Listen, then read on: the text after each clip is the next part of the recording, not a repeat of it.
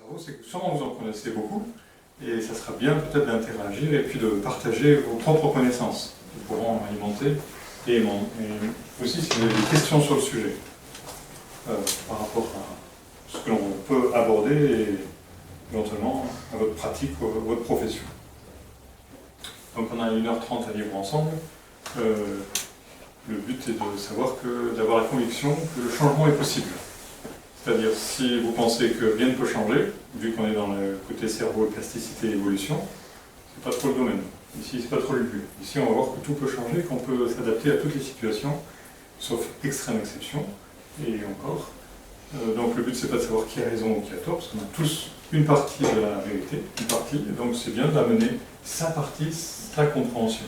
Et par contre, de dire non, ça ne fonctionne pas, ça va pas, ça fonctionne pas. C'est mieux de donner ce qui fonctionne pour vous.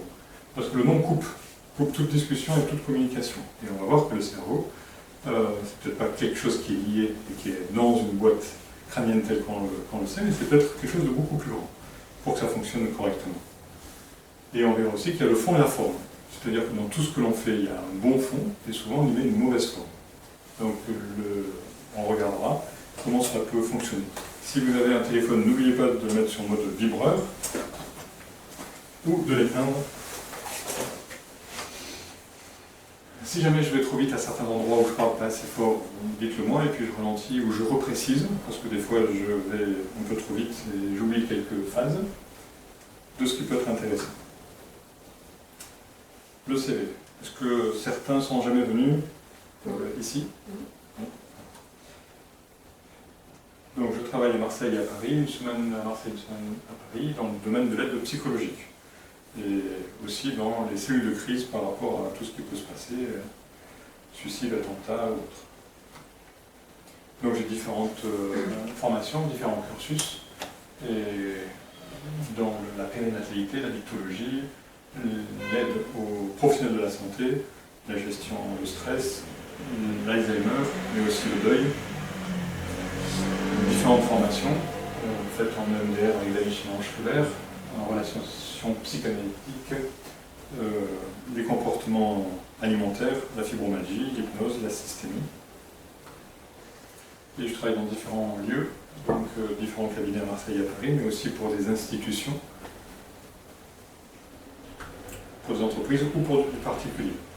Donc différentes prises en charge aussi, en fonction des problématiques rencontrées. Que ce soit le harcèlement, la manipulation, les braquages. Donc tout est repris sur un site, mais ce site est en cours de réflexion, donc il n'est pas actuellement visible, mais il est en cours de réflexion.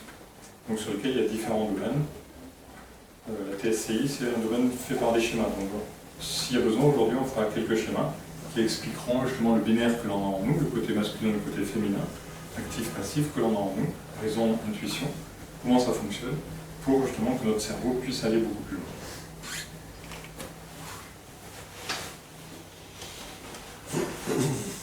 Alors, par rapport au cerveau, on va mettre quelques vidéos, mais les différents éléments que l'on pourra évoquer sont ceux-là, et puis bien d'autres encore.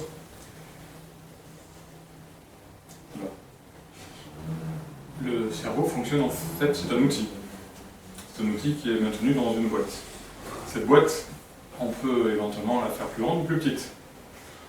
Maintenant, ça dépendra de nos concepts et de ce que l'on pense. Si on pense que c'est limité et qu'on restera limité, alors, puisqu'on l'a dit, on le fera.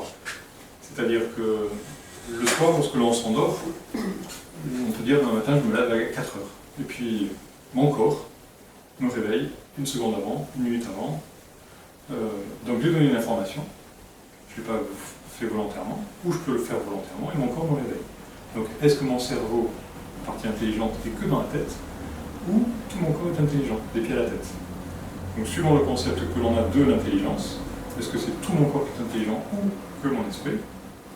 Est-ce qu'il n'y a que moi qui suis intelligent, ou les autres sont tout aussi intelligents que moi, sinon plus, dans leur domaine?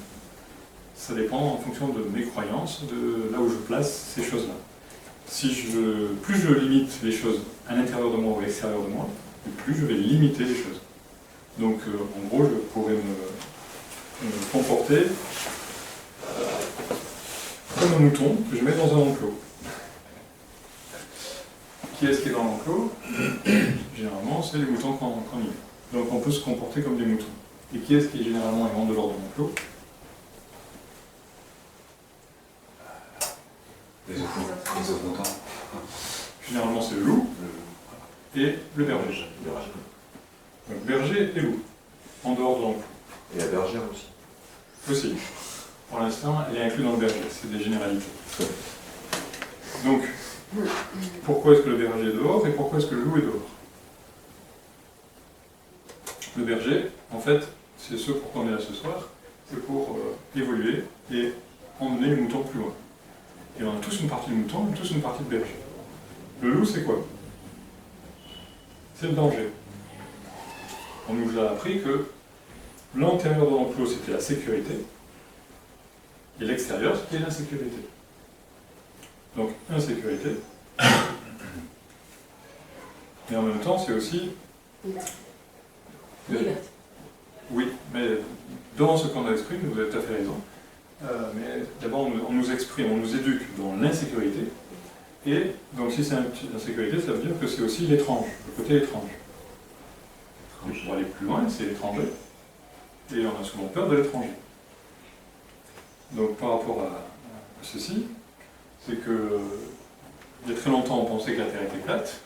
On ne bougeait pas. Et puis, le jour où on a su qu'elle était un peu plus plate, donc ronde, on a commencé à voyager, mais à ce moment-là, on a eu peur des gens de couleurs différentes, des gens invisibles, des gens en armure, des gens tout nus. Et une fois qu'on les a mieux connus, ils ne sont plus devenus étrangers, ils sont devenus plus familiers.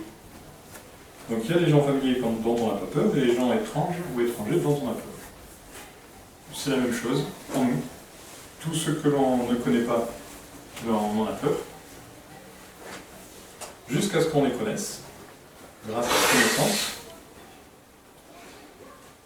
Donc, c'est une connaissance, c'est quelqu'un que je connais, ou alors c'est un étranger. Et à ce moment-là, j'ai plus peur. Soit c'est étrange et j'ai peur, soit c'est une connaissance, quelque chose de familier, j'en ai moins peur. Mais c'est la même chose avec des gens qu'avec des concepts ou des idées. Si on revient à cette fameuse planète plate, les gens avaient peur de quoi à l'époque? Peur de tomber. Ils avaient peur de tomber. Ils avaient cette peur-là. Et un jour, quelqu'un leur a dit, ne vous inquiétez pas, la Terre est ronde. Là, on a enfermé la vie, l'Église a enfermé la vie, et les gens, ils ont mis 5 siècles pour savoir que c'était rond. Il y a d'autres populations, l'Occident, l'Orient savait que la planète était ronde, mais pas l'Occident. Mais grâce à la connaissance, les gens ont su que la Terre était ronde, et les premiers qui ont essayé, c'est les navigateurs. Même s'ils savaient qu'elle était ronde, comme ils ont mis longtemps à savoir qu'elle était ronde, ils ont fait tout doucement. L'autre qui était derrière la du rôle, il a dit elle est ronde, tu peux y aller. Mais eux, ils s'y sont allés tout doucement. Donc, ils ont plus peur, mais ils ont quand même eu de l'appréhension. Une fois qu'ils ont eu l'expérience,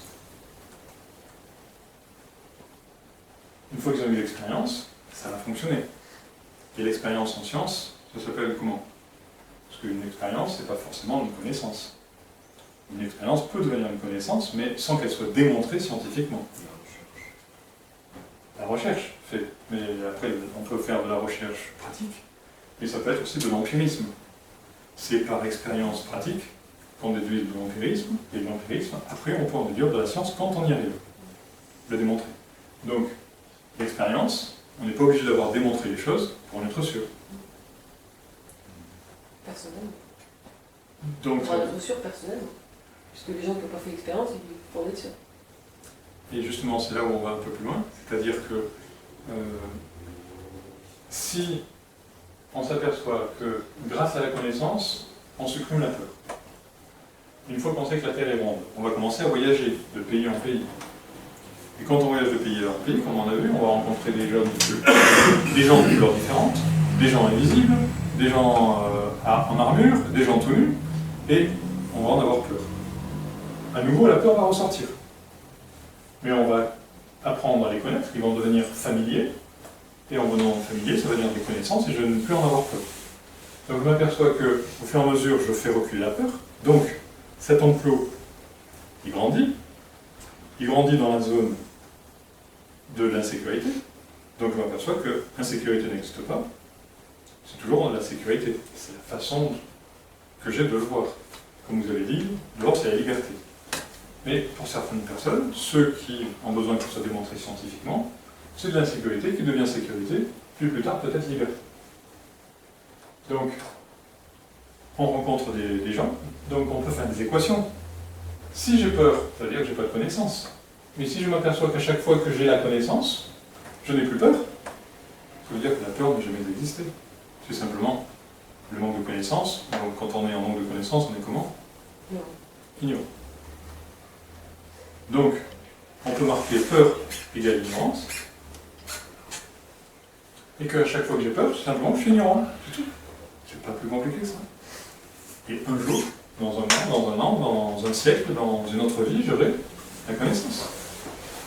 Et j'ai juste à faire ces équations-là. Et une fois que je fais cette équation-là, ben, ma peur diminue énormément, quitte à devenir appréhension ou plus tard expérience, et je n'ai plus peur. C'est comme ça qu'on s'amuse à faire changer son cerveau et aller dans la plasticité. La plasticité du cerveau, on peut le voir aussi, il y a des gens qui le font avec le corps. Alors ceux qui le font avec le corps sont par exemple des yogis.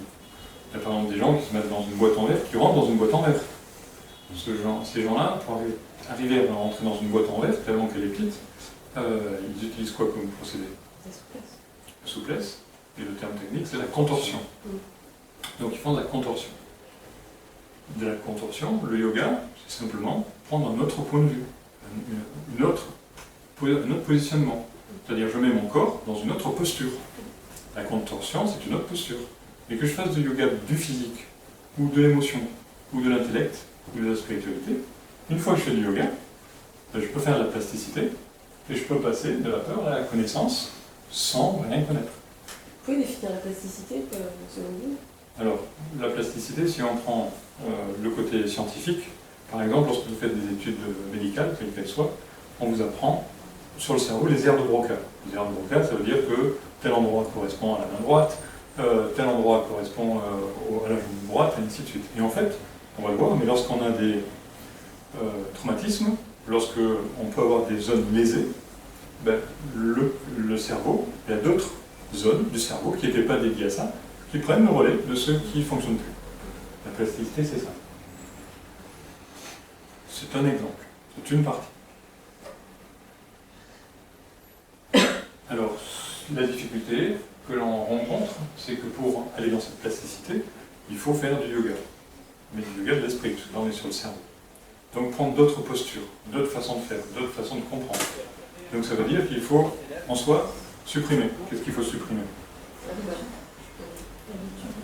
Oui, les habitudes de quoi? La façon de penser. Aussi. Mais quel type de façon de penser faut-il supprimer? Les points de vue, enfin, changer son point de vue. Par exemple. Mais c'est surtout tout ce qui est limitant. Si j'ai énormément de points de vue, il n'y a pas de problème. Et si j'ai qu'un seul point de vue, j'ai pas le choix. Mais dès que je commence à avoir beaucoup de points de vue, c'est-à-dire le dicton qui dit « les voyages forment la jeunesse », plus je vais voyager, plus j'aurai de points de vue. Mais si je ne bouge pas de chez moi, je serai sectaire. Je n'ai qu'une seule façon de faire, j'en ai pas le choix. Et dès que je vais voyager, soit physiquement, soit avec des livres, soit avec des films, soit en rencontrant des gens en parlant, je vais avoir différents choix. Et je peux inventer des choix intermédiaires. Donc je vais du choix. Et si je ne voyage pas, je n'ai plus de choix. Je suis dans une impasse, ou dans une autoroute, ou dans un canyon. Une autoroute, quand vous êtes dessus, vous êtes obligé de respecter la vitesse. En dessous de 90, c'est interdit. Et vous ne pouvez pas sortir de suite. Donc c'est des grands tronçons, comme des canyons. Tant qu'il n'y a pas de sortie, vous ne pouvez pas sortir. Donc vous êtes bloqué. Et quand on est dans une certaine façon de penser, quand on est d'accord avec une seule chose, on est dans une autoroute, dans un grand canyon. Et on ne peut qu'avancer. On ne peut pas faire demi-tour et on ne peut pas tourner ni à droite ni à gauche. Donc faire du yoga, c'est ça. C'est ouvrir des petits chemins. Des chemins vicinales, des chemins communaux, des départementales, et ainsi de suite. Ouvrir des petites routes. Donc, on va le voir en vidéo ce que ça donne. Oui. Juste une question. Juste pour revenir à la notion de danger. Les gens qui n'ont pas l'expérience sont ignorants, mais les gens qui ont eu l'expérience du danger, qui ont été traumatisés, comment s'envisage ce concept? Où est-ce qu'il faut reprendre d'autres concepts? Alors les deux. Le traumatisme, aujourd'hui, par rapport justement à certaines sciences comme le MDR, c'est pour enlever les traumatismes. On enlève les traumatismes grâce à des techniques, il n'y a pas de problème, mais ça n'empêche pas qu'une fois que le traumatisme est enlevé, on n'est plus crispé, on n'est plus bloqué. C'est-à-dire le dossier ne sort pas de lui-même et ça ne pose pas de lui-même. C'est-à-dire quand j'entends un bruit, un son, je vois une personne ou j'ai une image qui me revient, d'un seul coup je suis stressé, je suis bloqué, je transpire. Donc ça ne se produit plus, mais ça n'empêche pas que ma psychoéducation n'aura pas changé. Donc ce que l'on voit là fait partie de la psychoéducation.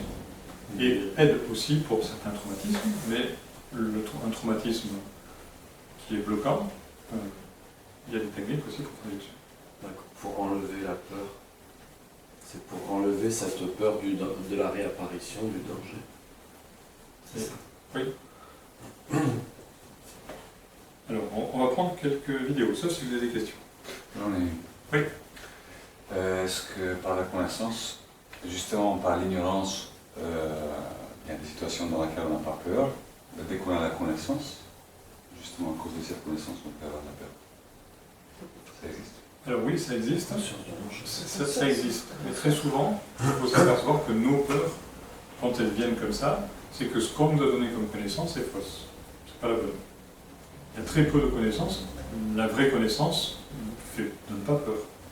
La vraie connaissance, c'est pas sectaire, c'est pas un extrémisme. La vraie connaissance, on ne la donne pas que par un chemin, on la donne par plusieurs chemins, parce qu'il faut croiser et faire il faut qu'il y ait des... Je pense, excusez-moi, je pensais par exemple, je sais pas, voilà, c'est ce qui me vient à l'esprit par exemple. Il y a certaines personnes qui disent, il y a certaines situations dans l'histoire qui se répètent, donc quand il y a telle chose qui se manifeste, ça on a vu déjà à l'époque, patati patata, donc c'est une certaine connaissance de l'histoire, de sociologie, je ne sais pas quoi. Et ça peut très rapidement conduire à certains événements qui étaient précédemment, en fait ça existait. Et tant qu'on ignore, on s'en fout, et tant qu'on sait, on peut avoir de la peur justement. Donc c'est une certaine connaissance qui apporte la peur de... Parce que chaque fois qu'on a peur, même si c'est pas de la connaissance, c'est que c'est dû à une partie de la connaissance, et pas la connaissance totale. Quand on a la connaissance totale, il n'y a aucune peur. Il n'y a rien dans la vie qui est fait pour nous faire mal, strictement rien.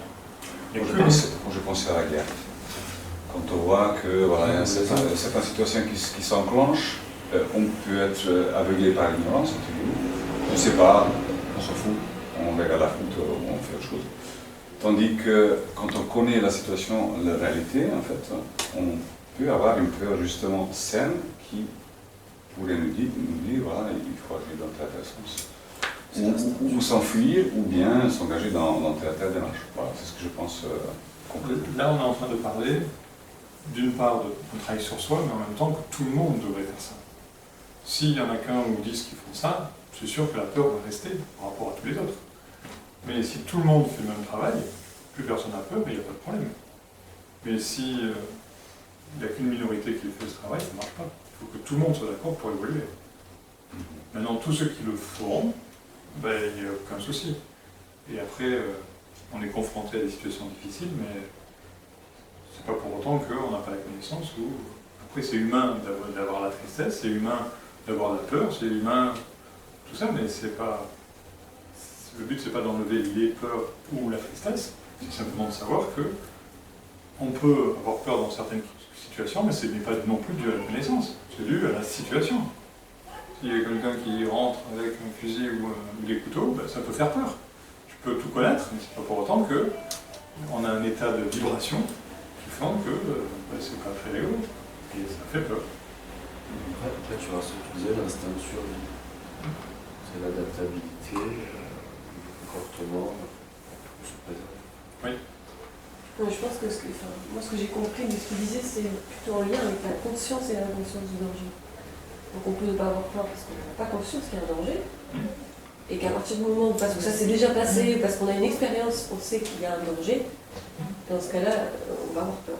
Donc Dans ce cas-là, c'est plus la connaissance qui va créer cette peur, puisqu'on sait ce qui peut se passer ou ce qui s'est déjà passé. C'est une connaissance d'une situation Voilà. qui s'est déjà passée ou qui pourrait se passer. Oui. Mais si on avait la connaissance de toutes les situations, Oui, non, on mais c'est ça. s'apercevrait que cette situation est due à certaines choses, ce qui fait que quand on sait d'où ça vient et où ça va, la peur disparaît. C'est aussi parce qu'on ne sait pas pourquoi ça Ouais, s'est c'est passé. À partir du moment où on le sait, on peut peut-être adapter son Oui, c'est ça, oui, comportement. il faut tout connaître. Oui, c'est ça. Quand on connaît qu'un petit morceau. Alors, on va regarder un extrait du cerveau. Comment fonctionne le cerveau? Il y a beaucoup de vidéos sur Internet là-dessus, elles sont passionnantes. Et on va en mettre une petite.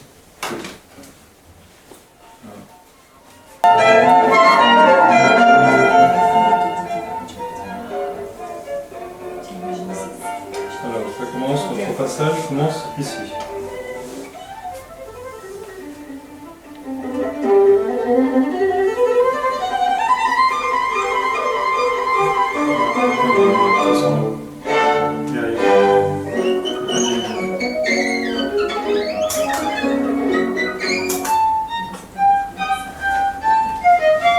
Un travail quotidien, des milliers d'heures, au cours desquelles le jeune violoniste va construire des circuits spécialisés qui vont s'affiner durant toute sa vie. Donc notre cerveau construit des circuits spécialisés. Comme on a pu voir, notre cerveau peut ressembler à une carte de France ou du monde, avec des chemins communaux, des départementales, des nationales, des autoroutes et ainsi de suite, en fonction justement du flux d'informations que l'on fait passer. Et puis des fois on construit des chemins, et puis des fois il y a des chemins qu'on enlève. Donc nos cerveaux fait tout ça, on va le voir en vidéo. Chez l'enfant et jusqu'à l'âge adulte, le câblage de base du cerveau, puis des circuits spécialisés, s'établissent progressivement. Donc vous pouvez regarder, d'accord, des circuits qui se créent, qui avancent, d'autres des fois qui disparaissent, on les voit en vidéo, on les voit directement. Or, les substances chimiques indispensables à cette construction Donc vous les voyez grandir au fur et à mesure, se rapprocher, se connecter, toutes les synapses entre elles. ont été retrouvées chez l'adulte. Il est vrai que nous perdons des neurones sans arrêt, mais la complexité des circuits s'accroît pendant toute la vie. Donc la complexité, ça veut dire qu'au fur et à mesure, on se spécialise. Donc si on réfléchit de plus en plus, si on est intéressé par certains sujets, ça se fait. Si on n'est pas intéressé, ça ne se fait pas. Après ici, on va le voir beaucoup plus loin, mais on a une cellule qui bouge. Là, c'est une cellule qui va sur les réseaux. Donc elle ne fait pas partie de ces réseaux, mais c'est des cellules de nettoyage. Mais en même temps, ça peut être aussi des cellules de macrophages. C'est-à-dire qui mangent tout ce qui ne sert à rien. Et si vous pouvez le regarder assez bien, vous verrez des centaines de bras tout le tour qui attrapent partout, qui nettoient tout le long et qui nettoient tous les réseaux. Ici, au centre de l'écran, la grande cellule pyramidale, celle qui justement La pyramidale, c'est celle qui est ici. Celle-là. commande le mouvement d'un muscle. Celle-là aussi. En voici une autre. Chacun de ces neurones qui se compte par milliards est d'une immense complexité. Celui-ci, enfoui.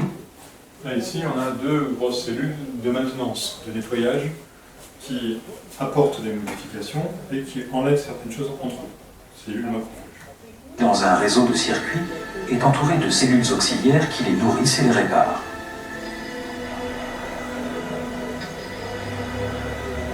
Certaines cellules de maintenance se déplacent dans notre cerveau, tels ces macrophages infatigables, ici en blanc, très mobiles, qui nettoient les circuits en permanence. Ça nettoie tout ce que l'on n'utilise plus, tout ce qu'on s'en est servi pendant une heure, une journée, une semaine, ou un mois, et qu'on n'utilise plus. Par exemple. Il y a des façons de penser qu'on n'a plus, qui nous ont permis de créer des canaux qui ne servent plus. Et c'est un peu comme des fleurs séchées ou comme des branches. Quand vous regardez des arbres pousser, il y a des arbres qui développent certaines branches et qui en font sécher d'autres. Et donc les branches elles se sèchent jusqu'à ce qu'elles tombent, vous pouvez les enlever. Donc si vous avez déjà regardé des arbres, comment ils font, ou même des plantes, il y a certains lieux qui ne nourrissent plus. Et nous on fait la même chose. Et en plus, on a des entretiennent. Et quand le cerveau, parce que vous dites une heure, une pensée qu'on a eue pendant une heure, qui dit que 2 jours après, on n'en aura pas besoin de vous. Eh ben, à ce moment- On le- va la recréer à chaque fois. C'est pas ça. Ce qu'il faut savoir, c'est que l'univers est écologique. L'écologie, elle n'est pas sortie du chapeau de Conjon. C'est quelque chose qui existe dans l'univers. Donc on est tous écologiques. Et tous les systèmes sont écologiques. C'est peut-être pas de l'écologie que l'on met en place, mais c'est une forme d'écologie similaire. Donc on est, tout ce que l'on fait est au minimum d'utilisation, c'est-à-dire de consommation. Donc si ça ne sert à rien et qu'on ne va plus s'en servir, même si on s'en sert après on va créer de nouveaux systèmes à jour. On ne prendra plus les anciens. Et les réseaux se feront différemment, ils ne se feront pas là. Ils se feront à d'autres endroits beaucoup plus utiles. On regardera, mais nos systèmes, même si on les enlève, ils vont toujours se mettre à un endroit beaucoup plus efficace. C'est assez bien. Parce qu'on perd pas tout Ils ça. viennent, entre autres, éliminer des neurones devenus inutiles ou moins performants et renforcent ainsi l'efficacité des circuits. Alors pourquoi est-ce qu'enlever un neurone moins performant aide à ce que ce soit plus efficace? Puisque, soi-disant, s'il est moins performant, il est quand même utile, d'après ce que vous avez dit. Oui. Pourquoi le fait de... Faire de la place, je sais pas. Parce que l'univers a horreur du vide, et le fait d'enlever quelque chose de moins performant, on va créer quelque chose de plus performant. Lorsque on a pris l'exemple, on le verra après dans les vidéos, on a un traumatisme dans une partie du cerveau, ben c'est une autre partie qui prend la place, qui prend le relais. Donc il n'y a pas de souci, mais si cette partie est moins performante, il y en a une autre qui prend la place. Donc notre univers, notre corps, si on sait faire confiance à notre corps est intelligent. Donc, à chaque fois que je dis le corps, c'est aussi bien le côté physique, que le côté émotionnel, que le côté intellectuel, que le côté spirituel, la totalité. Qui est-ce qui a créé des machines comme cet ordinateur, cette table, ce vidéoprojecteur? Qui est-ce qui a créé ça? C'est l'être humain. Ok? Nous, on ne peut pas créer quelque chose que l'on ne connaît pas. On est ceci, mais ça, puissance 10 000. Donc nous, on est 100 000 fois plus fort que toutes ces machines. Il faut que ça se passe à notre côté. Ce que je comprends pas là-dedans, c'est comment ça se fait, ok, mais qu'est-ce qui décide en nous que tel neurone il est plus trop performant et que... Qui est-ce qui décide que vous respiriez ou que vous inspiriez maintenant? Ça, c'est des choses automatiques. C'est vrai, c'est des choses automatiques. En Ah non, fonction si je décide d'apprendre le chinois, c'est pas un truc automatique. Enfin, je veux dire... Une fois que vous avez décidé d'apprendre le chinois, il y a quand même... Notre corps, c'est un véhicule, notre esprit, dans la boîte ou à l'extérieur de la boîte, c'est le conducteur. Donc une fois que le conducteur a demandé de prendre une route, le corps suit. Maintenant, en fonction de ce que l'on fait, on peut prendre une bonne route ou aller au crash. Mais nous, on a décidé, le corps exécute. Donc lui, il est intelligent, il est bien plus intelligent que nous. Pourquoi il est bien plus intelligent que nous? Un évanouissement. Qui est-ce qui décide de l'évanouissement? C'est le corps. Et pourquoi est-ce qu'il décide de s'évanouir? C'est Il y a une alerte. besoin de soucis, il y a besoin. Une alerte, en fait. Mais alors c'est en cohérence ce que vous dites avec ce que vous avez dit tout à l'heure? Qui est-ce qui a décidé tout à l'heure? Vous avez dit, mais qui est-ce qui décide de créer ça? Et là, d'un seul coup, vous réagissez en disant, ouais, c'est une alerte.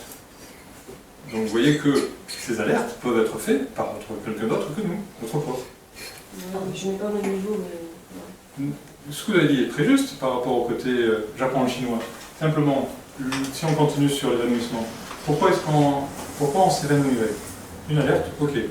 Pourquoi est-ce qu'on s'évanouit? Qui est-ce qui décide de s'évanouir? C'est pas nous.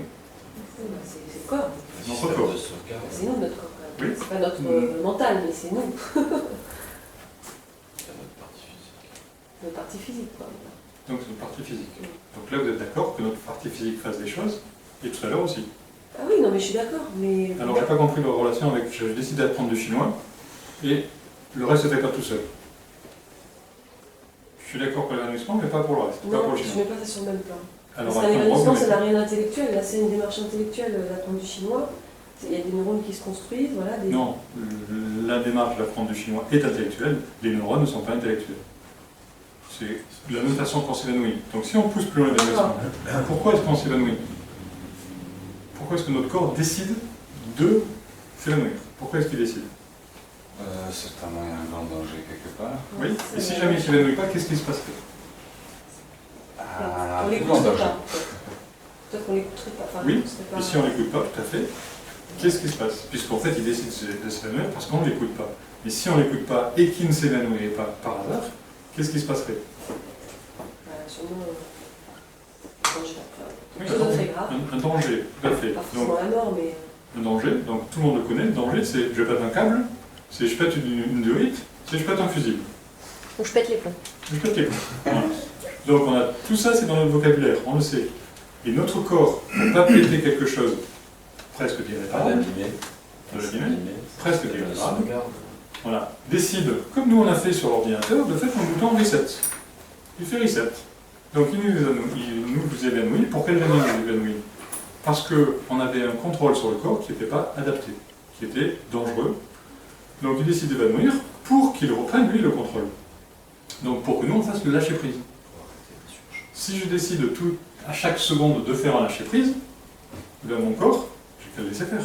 Après je lui donne la direction d'aller à Paris ou d'apprendre le chinois ou autre, mais j'ai qu'à le laisser faire le reste. Plus je vais lui laisser faire le reste, plus il va voir que je lui fais confiance, plus il va se démultiplier. En thérapie, on le voit facilement, puisque quand on travaille avec les différents patients, on leur dit observez ce qui se passe dans votre corps physiquement, émotionnellement, intellectuellement, spirituellement, mais sans analyser. Et si vous n'analysez pas, et si vous faites qu'observer, vous allez voir votre corps qui va se transformer en petit poussé. Le petit poussé qui sème des informations. Il sème des informations, du pain ou des cailloux. Le petit poussé, il sème du pain ou des cailloux pour quelle raison? Pour retrouver sa route. Pour retrouver son chemin. Eh bien, si vous observez en thérapie le corps qui travaille, et plus vous observez ce qui sème, plus vous observez quels sont les endroits où il se contracte ou se décontracte du corps, les émotions qui rentrent ou qui sortent, les images qui viennent ou les sons qui viennent ou qui disparaissent, plus vous l'observez, plus vous êtes dans l'observation comme au cinéma, vous êtes dans lâcher prise, vous regardez. Et comme vous regardez, il voit que vous lui faites confiance, que vous n'êtes pas en train d'analyser mais pourquoi il fait ça, mais arrête-toi, etc. Que vous n'analysez pas, donc il accélère son travail. Et le fait d'observer ça, il est en train de se réactualiser. Vous observez sa réactualisation. Pourquoi on n'analyse pas? Parce que le corps fait plusieurs mégabits à la seconde. Donc lorsqu'une histoire se déroule, nous, on arrive à prendre 21 images à la seconde. Au lieu de voir tout ça, on voit une image là, une image là, une image là, et ces images, on les met côte à côte. Et cette histoire-là, elle est totalement différente de celle-là. Donc si je me mets à analyser ce que j'ai vu, ben, je retarde le processus et au pire, je l'engraine encore plus. Donc, le lâcher-prise, c'est ça, c'est observer. Et notre corps nous montre par l'évanouissement que plus on lui fait confiance, plus on a juste à lui donner des informations et le reste, c'est lui qui le fait. Bon, on va pousser plus loin. Grâce à de tels mécanismes, le cerveau s'adapte, il évolue. Selon les cas, il s'appauvrit ou s'enrichit. Il est aussi capable de se réparer, comme le montre la scintigraphie. On va pousser un peu plus loin. Il n'y a guère d'apprentissage sans la relation maître-élève, gourou-disciple. Avec tout ce que cela implique de... Maître-élève, gourou-disciple, ça veut dire j'ai un référent. Un référent, c'est mes parents, mes grands frères, mes grandes sœurs, mes professeurs, la musique, les livres, le cinéma, les copains, les copines, la religion, le gouvernement et ainsi de suite. Mes référents, ce sont des gens qui ont normalement la connaissance et le savoir. Et des fois, on peut avoir justement des référents qui nous donnent des choses tronquées. Et c'est assez souvent le cas. Donc, on est perturbé. Donc c'est aux référents, quand on est par exemple sur l'eau, sur un bateau, la nuit, quels sont les référents que l'on prend? On prend les étoiles, on prend les phares, donc on prend des choses qui sont loin, inatteignables, mais que quel que soit, une fois qu'il fasse froid, qu'il fasse nuit ou qu'il y ait la tempête, ben, on peut continuer à les voir assez souvent. Donc c'est important de prendre ce même type de référent. Stimulation, d'agacement, d'affection.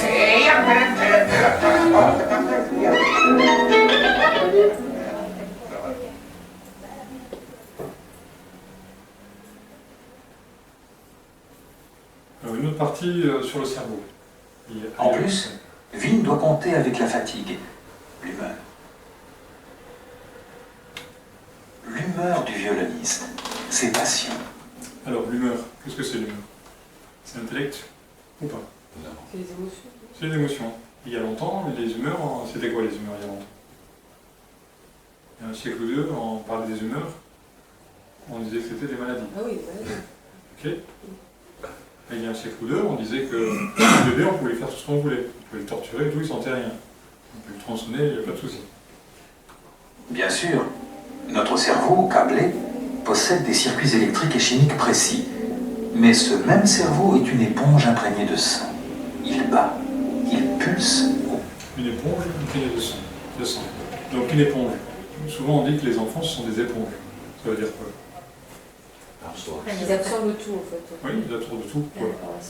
Les émotions, Donc de qui? les émotions de leur famille. Voilà, de l'entourage. Le cerveau fait pareil. Donc suivant l'entourage que vous lui donnez, il va devenir une éponge propre ou sale. Au rythme du pouls. J'ai envie de dire, si je peux me permettre, quand on est adulte, on peut aussi, en conscience, décider qu'on ne croit pas à ce qu'on entend. Tandis qu'un enfant, je veux dire, on ne donne pas obligé d'être une éponge en tant qu'adulte. On peut dire ça, je l'entends, mais j'adhère pas. Non? Oui, tout à fait. Mais là, on parlait des enfants et de l'éponge du cerveau. Mais si on prend... On va prendre d'autres exemples après par rapport à ce que vous dites, d'ailleurs.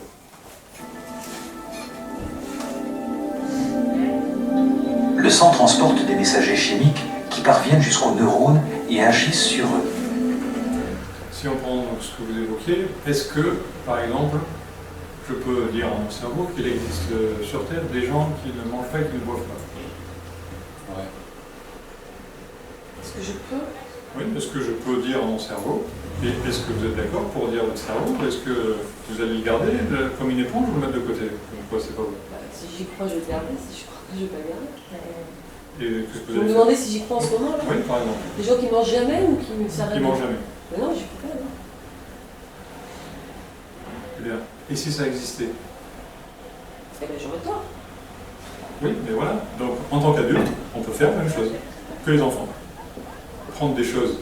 Ah, bien sûr, on peut. Je veux Ouais. dire, on n'a pas le... Non, mais ce que je voulais dire, c'est qu'on est quand même un peu plus hermétique. Enfin, Oui, en éthique, ça oui. Oui. imperméable.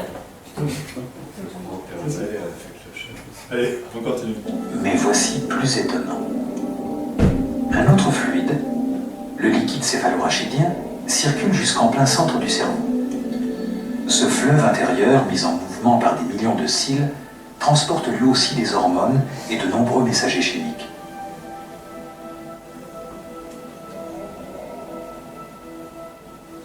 Pour les médecins de l'Antiquité, notre tempérament dépendait de divers fluides qu'ils appelaient des humeurs. Il est vrai que des signaux chimiques transportés à distance contribuent à modifier le cours de nos actions.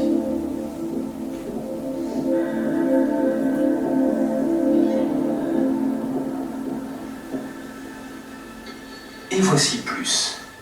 C'est une découverte récente. Certains câblages possèdent des sortes de réservoirs à substances qui disséminent leurs messagers chimiques sur de vastes réseaux. On pense que ces circuits diffus règlent le sommeil, la vigilance, l'humeur, la haine et l'amour. À côté des circuits électriques rigides, des circuits humides. Nous avons aussi des circuits flottants.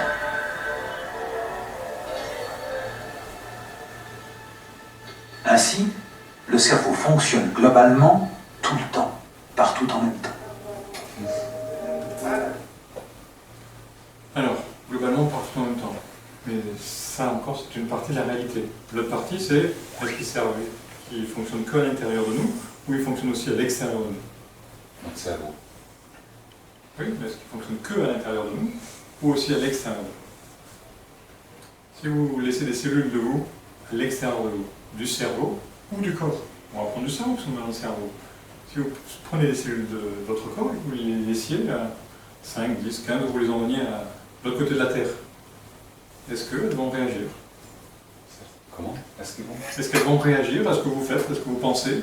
Mais toutes seules, si elles sont déconnectées du reste, elles meurent, non? Ben, si vous les déconnectez et que vous ne les laissez pas mourir, vous les mettiez dans un milieu humide ou adéquat, et qu'elles ne sont pas connectées, est-ce qu'elles vont interagir? Est-ce qu'elles vont réagir à ce que vous faites?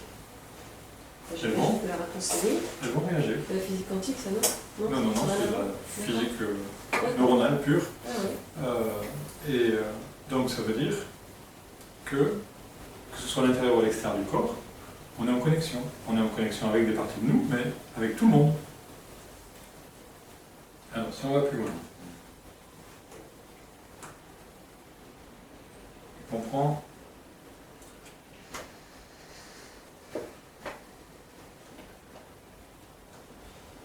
Alors, on va prendre un petit jeu. On va faire un petit jeu. On va prendre celui-ci.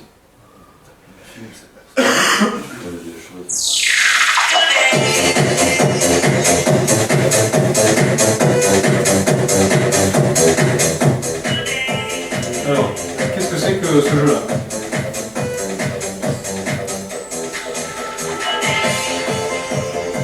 C'est un jeu. Oui, c'est un jeu. Alors, en nous, on a plusieurs zones de notre esprit, de notre cerveau. On a éventuellement deux cerveaux, cerveau droit et cerveau gauche. À quoi sert le cerveau droit, à quoi sert le cerveau gauche, sachant qu'ils sont, Si, c'est ça. Ça vaut droit pour les émotions. voilà, comme on travaille en diagonale, parce qu'on se croise, le cœur c'est le cerveau droit, et le côté gauche c'est le côté actif, donc le côté cartésien. Donc ça veut dire que si vous utilisez votre cerveau droit ou votre cerveau gauche, cette personne va danser dans un sens ou dans l'autre. Ouais. Dans quel sens est-ce que vous la voyez danser actuellement? Alors, quel sens elle tourne? Vas-y, dessine-le à la main. Dessine-le à la main. Comme ça. Moi aussi, Dans le sens aiguille, moi aussi. Moi aussi, à gauche. Tous comme ça. Non, mais comme ça. De l'autre côté en sens inverse. Les Si deux. vous regardez, vous allez pouvoir la regarder tourner dans l'autre sens. J'arrive pas, moi non plus. Tant que je dis j'arrive pas, Ah ouais, hein, on n'arrive pas. C'est grave. Ouais, non, c'est sûr. essayez de Ah regarder. oui. Ouais. À droite. C'est-à-dire Elle comme ça repart à droite. Oh, c'est impressionnant. Non, mais là, exact. En fait, vous changez de cerveau. Vous passez du cerveau cognitif au cerveau émotionnel, cerveau émotionnel au cerveau cognitif. Et vous pouvez même arriver à lui faire des 8. Une fois que vous allez faire des... Ça peut être un truc là. Là, vous la voyez tourner. Ah, je t'assure. Vous la- Ah, c'est impressionnant. Attends, Mais moi. le fait que vous ayez dit oui, on y arrive. Oui, on y arrive, oui, je vais y arriver. La plasticité du cerveau, c'est ça. C'est savoir ce à quoi on croit. En fait, saint Thomas il disait quoi, saint Thomas?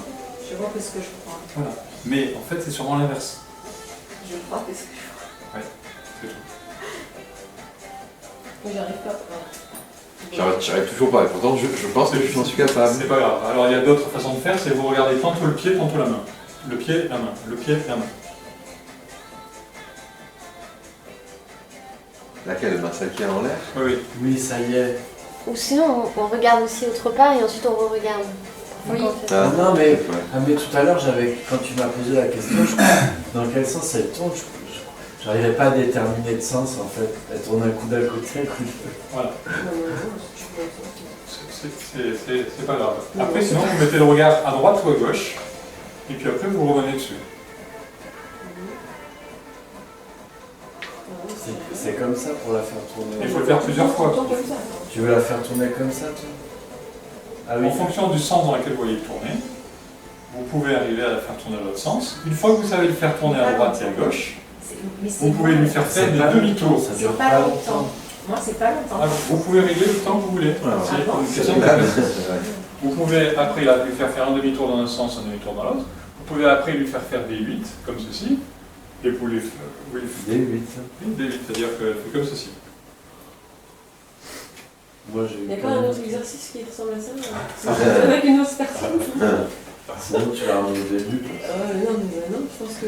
Ça, on peut le trouver sur YouTube. Oui, oui, il est sur YouTube. Vous tapez la danseuse, il est sur YouTube. D'accord. Juste la danseuse. Mais c'est hyper cool.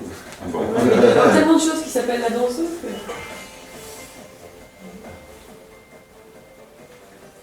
Putain, j'arrive pas. Ah ouais, pour moi c'est impossible. Enfin, je vois pas comment on peut l'avoir autant. Ah ouais. Moi aussi j'essaye, mais pour Si, l'instant non, j'ai mais du mal. ce que vous venez de dire est important. Ouais, je sais. Voilà. C'est- Ah, en J'ai fait, essayé pourtant de me dire, bah si, il n'y a pas de raison. Mais... Là, j'arrive plus, tu vois, par Voilà. exemple. Il n'y a pas de raison est une phrase, il n'y a c'est pas. vrai, ouais. Oui, mais, Non mais tout à l'heure je me suis dit, je vais y arriver et tout ça, mais. oui, mais le chasser le naturel revient au galop. Ouais. Allez, on passe à la chose. Ouais, On passe à la c'est vachement dur, ouais, ton truc. Donc vous êtes prêts pour la suite? Sûr? Allez. Alors on va y aller. Puisque C'est super dur. On n'a pas une bonne plasticité cérébrale, c'est ça, quand on n'y arrive pas? Non, en fait, c'est une question d'exercice, d'entraînement. Comment réussir à se convaincre? Non, C'est mais- comme quand on Parce voit. que c'est bien beau de dire. Il y avait un dessin aussi comme ça où on voit un visage d'une Oui. amie. Ah, mais ça, je le voyais très bien, moi, par contre. Oui, mais Et ça, d'une c'est d'une jeune fille à la Ça, fois. je le voyais très très bien. Une vieille dame ou Ouais, une jeune fille. Une jeune fille. Après, ce qu'il y a, c'est que vous pouvez regarder ça en pensant, par exemple, soit à quelque chose de cartésien, soit à quelque chose d'émotionnel. Et vous verrez la danseuse aussi changer de place. Alors, oui, avec. Alors, c'est un Américain très sympa qui s'appelle Greg Braden, que vous avez aussi sur Internet. Alors, a priori, il n'a pas voulu ouvrir, donc je vais passer par le ici. Non, ça ne passe pas marcher, donc je vais passer par ici. Je l'ai bloqué, donc il est bloqué, il faudrait que je mette tout et voilà. Donc, on va faire plus simple.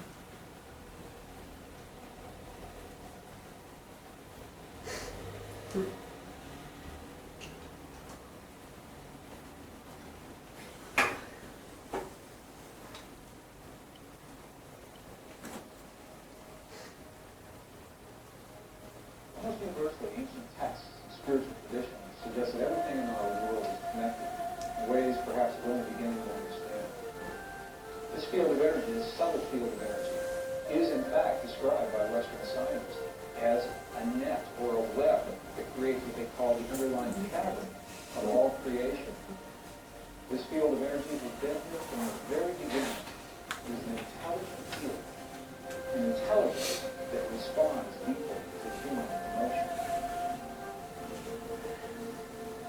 We must feel the feeling as if the prayer is our God. And in that feeling, we are speaking to the forces of creation, allowing the world to respond to us, allowing this field, the quantum hologram, the mind of God, to respond to us with what it is that we are feeling within our hearts.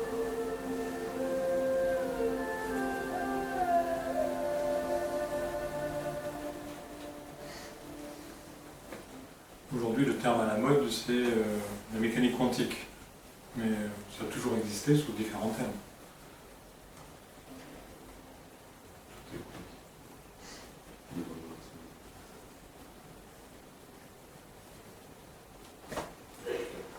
Donc c'est sous-titré, il y a juste à lire si besoin.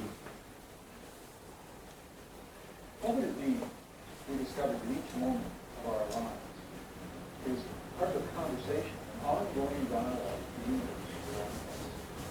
What if everything that happens in our life is about a feeling? Alors pourquoi ce passage? C'est surtout parce que notre cerveau, il n'est pas limité à ce que l'on pense. Et si on pense dans notre cerveau beaucoup plus grand et de façon beaucoup plus holistique, mais on va modifier notre cerveau, notre façon de penser et donc sa composition. Donc c'est bien de regarder tout ce qui est lié à ça. Bodies, the peace of our world, to our marriages, our families, our romances, our divorces, all the things that we see as life in each moment of every day.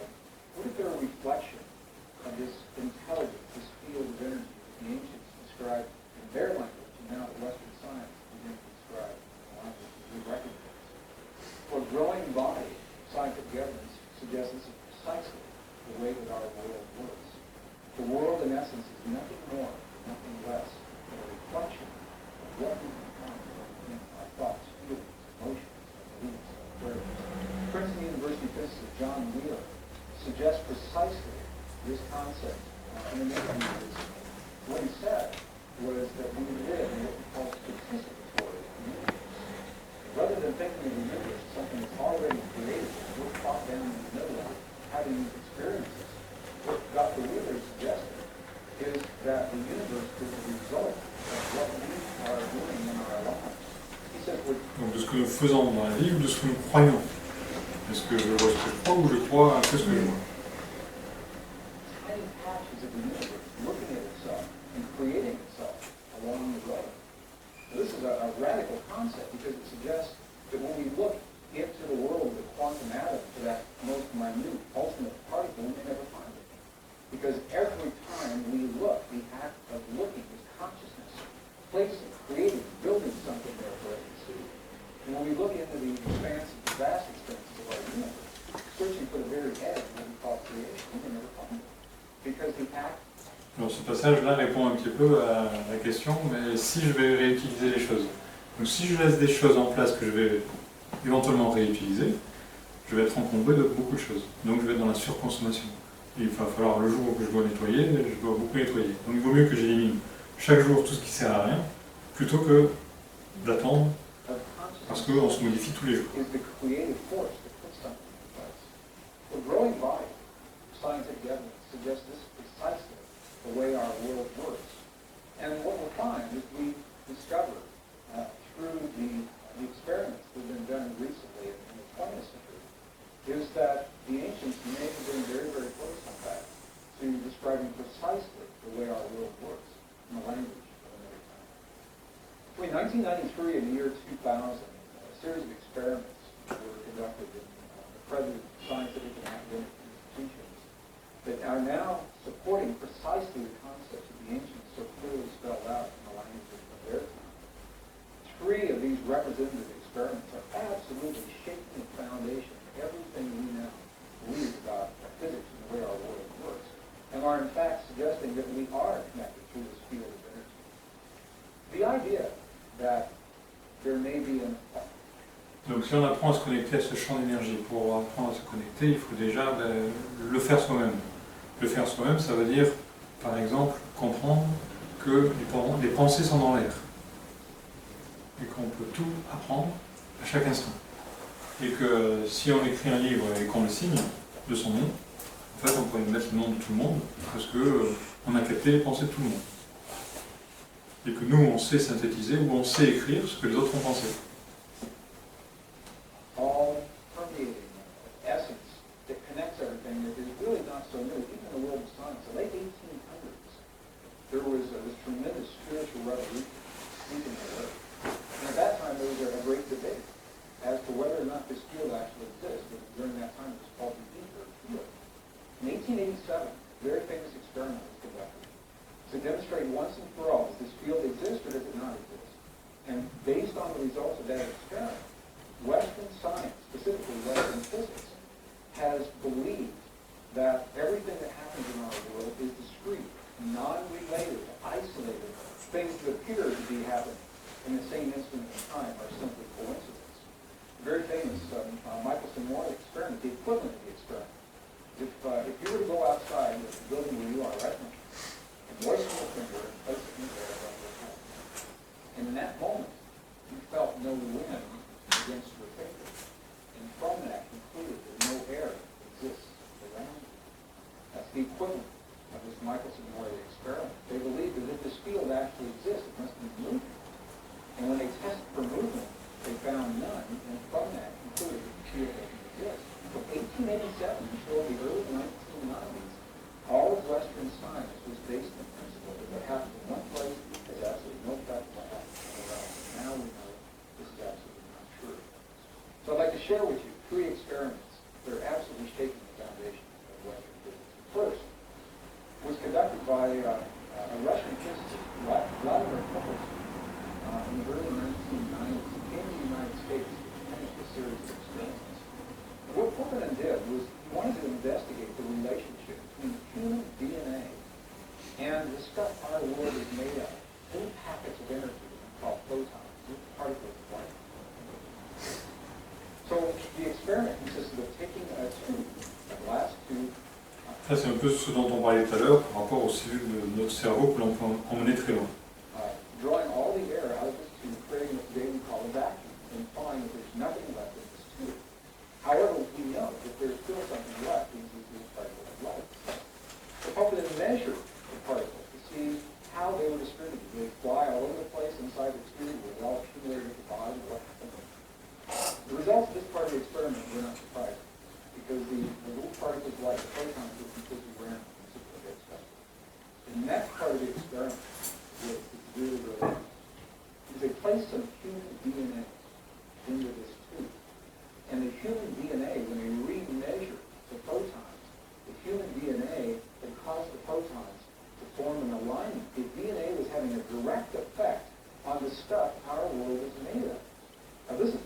honestly, what ancient spiritual traditions have always said.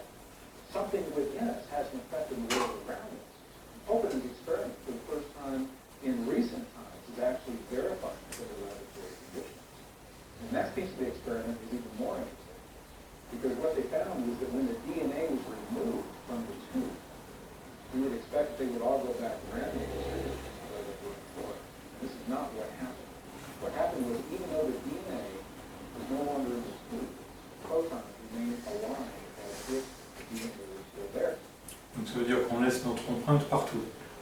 Et donc, en fonction de ce que l'on pense, Et concrètement, ça c'est le côté éponge. Tout à l'heure vous disiez que les adultes, il ne faut pas être moins des éponges, en effet, mais sans le vouloir, on l'est tout le temps. Plus enfant qu'adulte, en effet, mais même adulte, on est éponge. Great question. Why? What is the cause of this effect? There's nothing in Western physics that accounts for why those photons should remain in the position that they were in when the DNA that caused them to become alive. Est-ce que vous connaissez l'expérience se mettre au diapason? Ou être au diapason? L'expression. Oui. Oui. Alors, qu'est-ce qu'elle veut dire cette expression, se mettre au diapason ou être au diapason? Oui, ça veut dire quoi? Vibrer à la même. C'est pas la musique, vibrer à la même fréquence. Voilà, c'est C'est énergétique, hein. Enfin, c'est comme. Voilà. Là, je fais le lien avec l'énergie. C'est ça. Et est-ce que ça marche pour les corps humains ou que pour la musique? Moi, je pense que ça marche. Donc, c'est pour la musique ou c'est pour tout? Je pense que ça marche pour tout. Voilà. Ça marche pour tout. On va en parler après. This experiment is called the phantom DNA experiment because the effects last whether DNA is there or not. What it tells us is, number one, is that DNA is communicating, human DNA is communicating with the stuff our world is made of, the packets, the energy that underlie all of matter. It's communicating through a field that has previously been unrecognized. Scientists call it a new field. My sense is it's probably been there all along, but simply didn't recognize it. So we'll call this a previously unrecognized form of energy. On va prendre les deux autres expériences.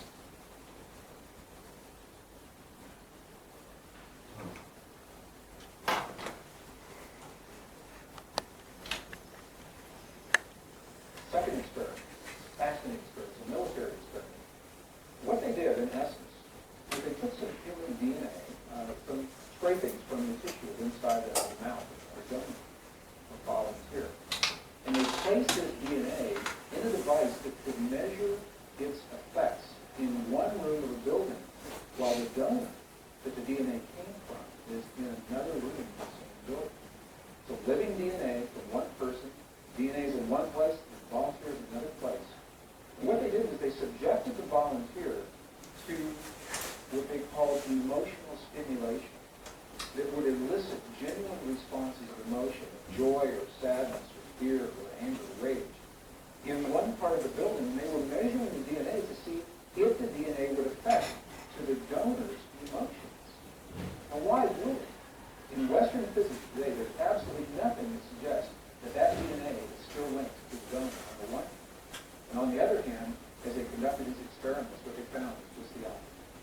What they found was that when the donor was having his emotional peaks and valleys in one room, the DNA was having its emotional peaks and valleys in another room at exactly the same time. When we hear about experiments like this, we think of an energy that's being transmitted from point A to point B. Alors, à quel endroit est-ce qu'on laisse notre ADN? Partout, on laisse. Tout le temps, chaque instant. Parce que je comprends qu'il y a un lien entre l'énergétique, entre son ADN à l'extérieur et lui, mais il y aurait une autre personne au milieu, par exemple. Elle va interférer énergétiquement, donc est-ce que c'est parce que c'est lui et son ADN, ou est-ce que c'est simplement parce qu'il n'y avait rien qui interférait entre les deux? Même s'il y a des choses qui interfèrent, il n'y a pas de souci, puisque c'est son ADN. En fait, avec notre propriété, rien ne peut interférer, c'est ça qu'il faut savoir. Ça veut dire qu'il peut y avoir des interférences, mais si on le fait différemment, on fait tous partie d'un grand puzzle. La Terre humaine, la Terre et les humains sont un puzzle. Et en commencer dans un puzzle, on ne peut pas mettre une pièce à la place d'une autre, parce que ça n'a pas la même forme. Donc nous, on a tous notre place. Maintenant, plus on va prendre notre place, moins quelqu'un pourra la prendre. Et plus on va la prendre, la nôtre, plus on va pousser l'autre à prendre la sienne. Et en même temps, qu'est-ce qui se passe d'autre? C'est que, par rapport à cet ADN, par rapport à ce puzzle, une fois qu'on a pris notre place, on pousse les autres à prendre la leur. Et au fur et à mesure, on n'est pas dans un puzzle fixe, on est dans un puzzle mouvant. C'est-à-dire, on est tout le temps en transformation. Donc ce puzzle, à tout instant, on peut grandir d'un côté et diminuer de l'autre. Donc on peut pousser à certains endroits et diminuer à d'autres endroits.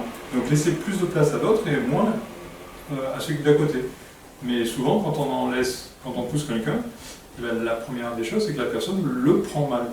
C'est sûr que si c'est un geste méchant et provoquant, c'est le cas. Mais des fois, ce n'est pas la chose, c'est simplement que la place change. Et si notre place change, c'est-à-dire que si par exemple on a inventé quelque chose, personne ne pourra nous le prendre. Mais si jamais quelqu'un nous le prend, ça veut dire qu'on est destiné à avoir quelque chose de différent, de mieux encore. Parce qu'on évolue. Même si on a créé quelque chose, on peut compléter, faire des mises à jour. Donc même si quelqu'un nous le prend, ça veut dire qu'on est destiné à autre chose. Donc il ne faut pas s'accrocher à des choses que l'on peut perdre.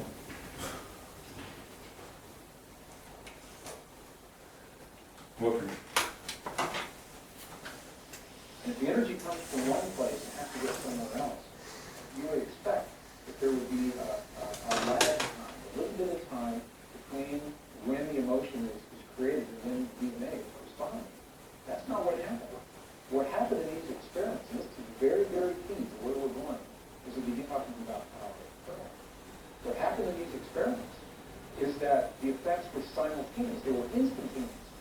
The instant that the donor was having his emotion, the DNA was already affected as if there were no transition time between the two.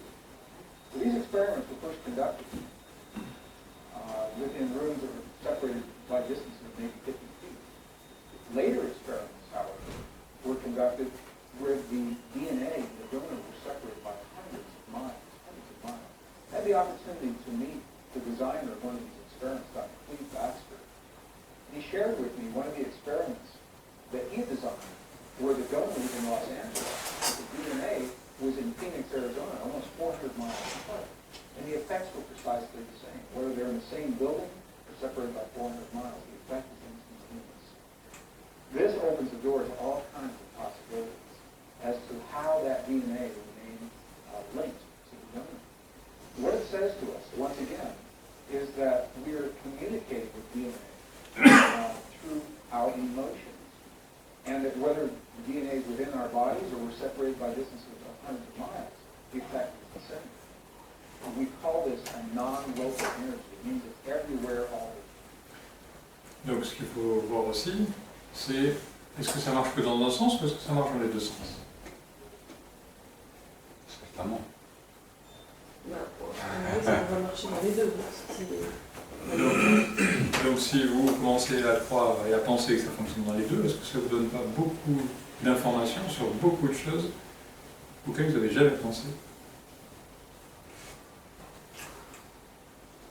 Bah si, que si on est malade, ça joue sur nos émotions, mais enfin, que notre corps, il y a un lien forcément dans les deux sens.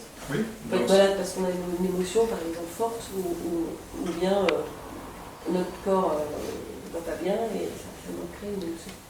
Voilà, donc ça veut dire que nous arrivent des fois des choses près de nous, proches, physiquement, ou émotionnellement, ou intellectuellement, ou spirituellement, qui peuvent être dues à des cellules qu'on a laissées à droite ou à gauche, et qui sont sous forte emprise par rapport à ce qui peut être connecté à côté. Ça, je comprends pas. C'est exactement la même chose que ce que vous avez dit. Non, mais vous dites des cellules qui sont à côté. Ben, les cellules ADN qu'on a laissées à droite ou à gauche. Mais comment on peut laisser des cellules là? C'est une expérience. Ils sont Tout à l'heure. prélevés de l'ADN. Tout à l'heure, Tu as chaque quoi faire des fois. J'arrête de C'est cracher mort, partout. non, une fois que tu poses une chose. monsieur a dit la même chose. Hein. Qu'est-ce qu'il a dit? J'arrête de cracher partout. Voilà. On laisse des... Mais l'ADN il meurt une fois qu'il est sorti, s'il n'est pas justement mis dans des conditions, comme je disais tout à l'heure, très particulières. Je ne sais pas s'il est vivant déjà. Enfin, je sais pas, mais En fait, là, j'ai du quand mal c'est à... vivant, c'est... Des cellules, pour moi, si elles ne sont pas justement dans un contexte de recherche ou quoi, mises dans des boîtes particulières, machin, elles meurent. Donc, un cheveu coupé ou craché, je sais pas. Enfin, je sais pas, Alors ça meurt instantanément, immédiatement. Je sais pas, j'en sais rien. Parce qu'ils arrivent à retrouver l'ADN, Ça c'est va vivant déjà de retrouver la base les ou pas? traces Pour moi, d'ADN. c'est non. Quand il y a des enquêtes criminelles, ils retrouvent des traces Plusieurs d'ADN, dizaines donc d'années l'ADN après. il n'est pas mort. Bah, c'est pas parce qu'on retrouve la même trace, la même forme, enfin les mêmes gènes ou le même machin que c'est vivant. Ça peut C'est être pas- des squelettes de c'est gènes, pas j'en sais rien des- moi. C'est pas dégradé, c'est des molécules. Oui. Ça, je sais pas, je connais pas. C'est pas dégradé. C'est Et même, moléculaire, c'est pas et même dans le dégradé. sens où on prend le cas le pire, même dans le sens où ça serait dégradé, est-ce qu'il n'existe que l'ADN qui fonctionne comme ça chez nous? C'est-à-dire, Est-ce qu'on n'a pas d'autres énergies plus subtiles qui réagissent de la même façon et qu'on laisse un peu partout? la pensée, c'est une énergie qu'on peut laisser partout. Peut-être qu'on laisse partout. On peut Laisse penser. partout. D'ici, je peux penser maintenant à Los Angeles et j'avais avoir une morceau de ma pensée là-bas et qui reste là-bas. Donc, au lieu de se maintenir à l'ADN et à ce que l'on voit de visible, ça serait bien d'étendre à tout ce que l'on sait invisible. Ou quand on ne sait pas invisible. Et vous pouvez redire la phrase que vous avez dit tout à l'heure là, du coup? Je n'ai pas. Quand je vous ai dit, je comprends pas, vous avez dit si on laisse. Parce qu'il y avait un truc qui On va continuer. clochait. Enfin, On va continuer. Mais est-ce que, moi juste là, est-ce que tu peux dire que par rapport à ce que certains définissent comme une hypersensibilité, le fait de ressentir des choses sans forcément y avoir pensé, c'est-à-dire que les choses elles s'imposent à toi et tu n'as pas d'explication rationnelle au fait que Tout ce qu'on évoquait elles tout à l'heure s'imposent de aussi. cette façon-là à toi, Oui. par rapport à quelqu'un par exemple, ou... On fera un schéma là-dessus après. On va voir tout ça. Là, on finit le passage. Because the energy doesn't have to travel from point A to point B. So the third experiment was conducted again in the early 1990s by the Institute of Heart and Math, pioneering a research organization based in Northern California that are exploring the human heart is much more than simply a pump. It moves blood to our bodies, and although the heart Donc pour aller plus loin là-dessus, il va en expliquer une partie, mais on a souvent entendu qu'on avait plusieurs cerveaux. Alors quels sont les différents cerveaux dont on a entendu parler? Intestin. Les intestins et le cœur. Oui. les émotions, le cœur, Le cerveau, enfin, Dans le cerveau, il y a encore d'autres cerveaux, il y en a plusieurs aussi. le troisième œil, la cornée. Tous les émotions, le plexus, là. ça c'est les chakras. Ah oui, On parle des différents cerveaux que on a évoqués. Donc tout ce que vous avez évoqué, mais en plus on a plusieurs cerveaux dans la tête, dont le cerveau reptilien par exemple. Ah oui, d'accord. Mais plus tout ce dont vous avez, C'est ça, c'est ça. ce dont vous avez dit aussi. C'est juste aussi, c'est-à-dire on a différents cerveaux. Donc le cerveau n'est pas contenu que dans un endroit. our hearts do precisely that. It may be Tout est intelligent. We're discovering that our hearts are the strongest magnetic field in our bodies, and the electromagnetic field that is produced by our hearts has an effect that extends well beyond our bodies. The Heart Math Institute had earlier discovered that around every human heart there is a field of energy shaped like a tube. It's called a tube torus, and it stands between 5 and 8 feet beyond the human heart. The question is, in this already acknowledged field, could there be another form of energy that is being carried by this field beyond our bodies? So they designed an experiment to test precisely this theory. There's no surprise, it was some human DNA. And they isolated the DNA and asked individuals that were trained to feel what are called coherent human emotions, very clear emotions of love, appreciation, compassion, anger, rage, grief, to have those feelings on demand. And as the people who were trained to have the feelings did so, they measured the way the DNA was responding. And what they found was this. They found that in the presence of appreciation, love, compassion, forgiveness, the DNA became tremendously relaxed. And what we know from other experiments is that this relaxed state of DNA actually enhances our immune response. When you ask people what it is about the feelings of love and compassion that give us our high immune response, this may begin to tell us why, because the DNA is relaxed. Donc ça c'est une partie de l'explication de pourquoi il faut se lever le pied droit tous les matins.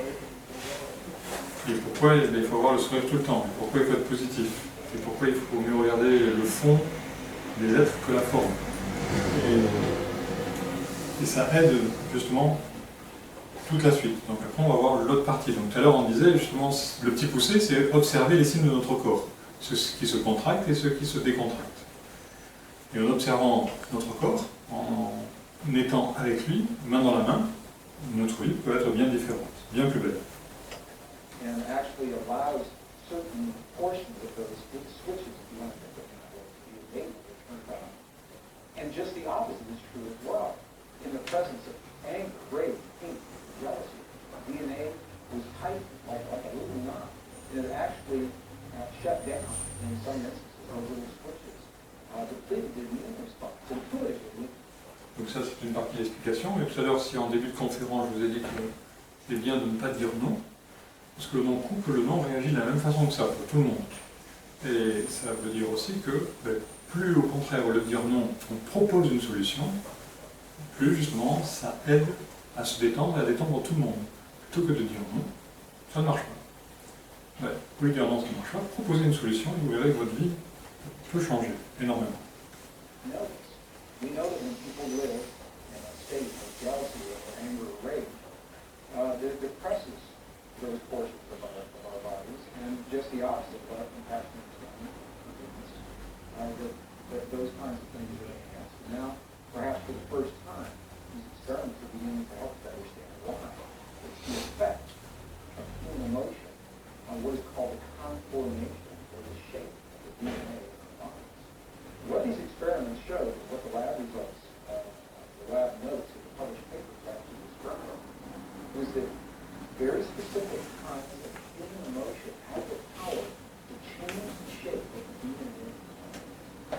This is an amazing thing. Because what Donc ça fonctionne par rapport à l'ADN, sur l'ADN, par rapport à ce qui est dit, mais ça fonctionne avec quoi d'autre que l'ADN? Les émotions. L'eau. Avec l'eau. Oui, l'eau. Donc en effet, de combien de pourcentage d'eau? Entre 70 et 90 suivant l'âge. Donc l'eau dont en effet fonctionne, plus l'ADN, donc tout fonctionne pareil. Donc plus on est positif et plus on peut voir les choses différemment. La question c'est, ça je l'entends dire souvent, et je suis assez d'accord avec, mais après la question c'est, comme vous disiez tout à l'heure, il faut se lever le matin Je le pied droit. Voilà, mais c'est le il faut en fait. C'est-à-dire que il y a une question de volonté, il y a une question de croyance profonde. Alors si elle est là, tant mieux. Mais si, pour les gens qui sont sceptiques justement, qui sont très rationnels, ou cartésiens, qui ne croient pas à ça, ou qui... est-ce que le fait de se dire, oui, il faut que je sois positif, c'est déjà une contrainte, c'est déjà quelque chose qui est pas... qui va à l'encontre de leur croyance. Donc quelque part, je me pose toujours cette question, quoi. Je me pose toujours cette question. Un cartésien n'est pas contre le il faut, il fait ça toute la journée. Non, oui, mais ce que je veux dire, c'est est-ce que ça a une efficacité La deuxième des choses, c'est que ça passe pas par le il faut, mais par être. Et est-ce que le cartésien veut avoir ou être? C'est la discussion qu'il faut avoir avec lui. Et en même temps, ça ne commence pas le matin, parce que pour se lever du pied droit le matin, il faut se coucher du pied droit aussi. C'est-à-dire qu'on se lève le matin dans les draps dans lesquels on s'est couché, sauf exception si on est somnambule, mais la plupart du temps, on se lève le matin dans les draps dans lesquels on s'est couché. Donc si on se couche positivement, on se lève positivement. C'est pas une question de il faut, c'est une question du bon sens. Non, mais je pense que vous comprenez ce que je veux dire. Oui. Parce que là, vous répondez un peu à côté. Non. Si, si. Si, moi je comprends. Votre réponse, elle répond pas à ce que je demande, mais c'est pas grave, hein. C'est juste. Quelqu'un qui est profondément négatif, comment il peut, qui croit pas à ça, tous les jours, se dire il faut que je fasse ci, il faut que je fasse ça. Il le fera naturellement s'il change la première condition, c'est que la personne le veuille. S'il a envie de changer, il changera. Non, mais juste on prend la première condition. Est-ce que la personne est venue vous voir et vous dire « je le veux » à tout prix? Alors, elle peut vous dire je le veux, mais je vais vous donner un autre exemple. Pourquoi le fait qu'elle peut venir vous le dire, je vous ai posé la question, est-ce qu'elle est venue vous dire « je le veux » à tout prix? Non. Voilà, c'est tout. Donc, partant de là, vous avez votre réponse. Oui, alors quand on veut dire quelqu'un qui est justement profondément négatif à le faire changer... C'est pas possible si la personne ne le veut pas. Pour que ça marche, comme on a vu, il faut que tout le monde le veuille. Comme on a dit au début, si on n'est que 10 à le faire, ça ne marchera pas pour les 10, mais pas pour tout le monde.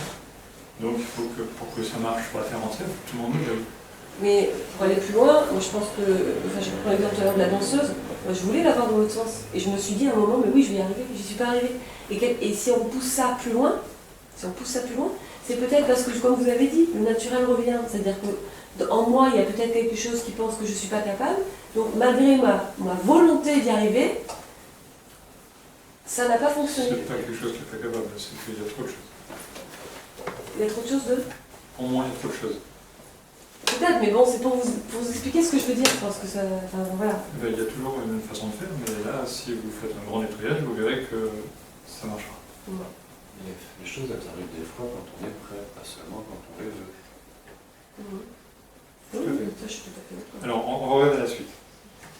says is that our On regarde la suite. we choose to elicit very specific kinds of feelings and emotions inside of our body, we actually have the power to change the way the DNA functions in our bodies. It's the beginning of an internal technology, perhaps a very ancient technology.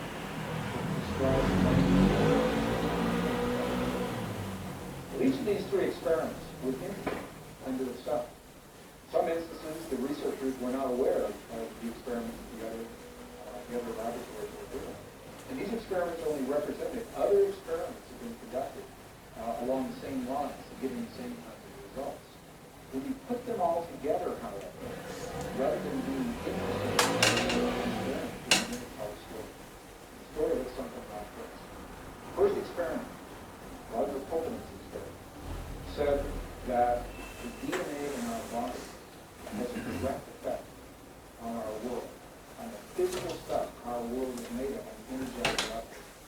The last experiment shows that human emotion has the ability to change the DNA that's having an effect on the world around us. And the middle experiment, the one that was conducted by the United States Army, shows that whether we're in the same building or 400 miles apart, the effect of the same. We're not bound by space and time. And as a matter of fact, the results of the experiments are saying precisely this, that you and I have a power within our bodies that is not bound by the laws of physics the way we understand them today. It's something within us linked directly to the emotion of our bodies. Thoughts, feelings, our prayers, our beliefs transcend the limits of time and space the way we understand. Alors, ce qui est important là-dedans, c'est s'apercevoir que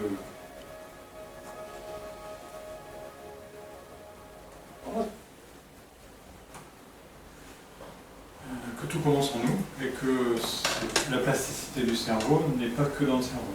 Elle est tout autour de nous et par rapport à tout ce que l'on fait, de physique, d'émotionnel, d'intellectuel, de spirituel. Si on fait quelques schémas par rapport à ce qui a été évoqué. On a un individu qui peut être pris en intégralité, mais qui peut être aussi décomposé en morceaux, juste pour le fun, pour comprendre. Par exemple, on peut le décomposer en deux. Et en général, quand il est décomposé en deux, la société le décompose avec une partie intuitive et une partie cartésienne, à raison. Des fois, la société s'amuse à le décomposer en trois. Une partie physique, une partie émotionnelle, une partie intellect, et puis une partie spirituelle, et ainsi de suite. Par rapport à ces différentes parties, même si symboliquement le physique est ici, tout notre corps entier est physique. Même si l'émotionnel est ici, tout notre corps entier est émotionnel. Même si notre partie intellect est ici, tout notre corps entier est intelligent, et ainsi de suite. Donc que ce soit en nous ou à l'extérieur de nous, c'est la même chose, il faut voir. Mais si, à un moment, moi je suis un individu, je peux tantôt avoir des pensées négatives, comme un petit diabotin qui me tire vers le bas, au bout d'une chaîne, ou je peux avoir des pensées positives, c'est peut-être un petit ange qui me tire vers le haut, sur un cerveau. À qui je dis mon petit diable, mon petit ange? À qui je crois? À qui je dis dans la vie mon petit ange, mon petit diable? À qui je dis ça souvent? À qui les gens disent mon petit diable, mon petit ange? Aux enfants. Ce petit diable m'a pensé, ce petit ange m'a pensé sont mes enfants. Donc mes enfants, je les laisse traîner partout. Si je pense à ce qui s'est passé à Orlando hier et avant-hier au niveau de la tuerie, ben, j'ai une pensée qui va se promener là-bas. Et suivant elle va se promener, ben, elle va peut-être aller vers le terroriste, ou elle va peut-être aller vers les sauveteurs, ou elle va peut-être aller vers les victimes. Ça dépendra de quelles sont mes émotions, si je suis plus victime ou plus dominant, si je suis plus émotionnel constructeur ou plus émotionnel destructeur, je vais avoir des pensées qui peuvent aller là-bas. Soit des pensées de ce type-là, soit des pensées de ce type-là. Parce que je peux avoir des anges qui vont aider, comme je peux aller avoir des diables qui vont pousser la pression, de colère ou de rage. Ou alors je peux avoir des anges qui vont aider les sauveteurs ou les gens en difficulté. Donc, je peux rencontrer d'autres personnes qui ont aussi, malgré eux, leurs petits diables et leurs petits anges. Et vu que ce sont nos enfants, qu'est-ce que les enfants aiment bien faire? Les enfants aiment bien jouer. Et comme ces câbles-là, ces chaînes ou ces rubans sont élastiques à l'infini, nos enfants se sont rencontrés bien avant qu'on se rencontre. Si toutefois on se rencontre.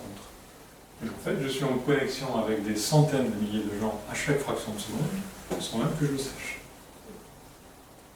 Aussi bien des gens, que des animaux, que des minéraux, que des végétaux, que des entités de cette planète, visibles ou invisibles, comme d'autres entités d'autres planètes.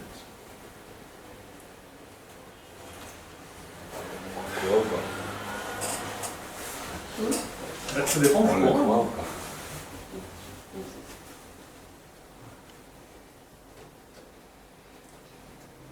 Ah, tiens, quelque chose de très intéressant.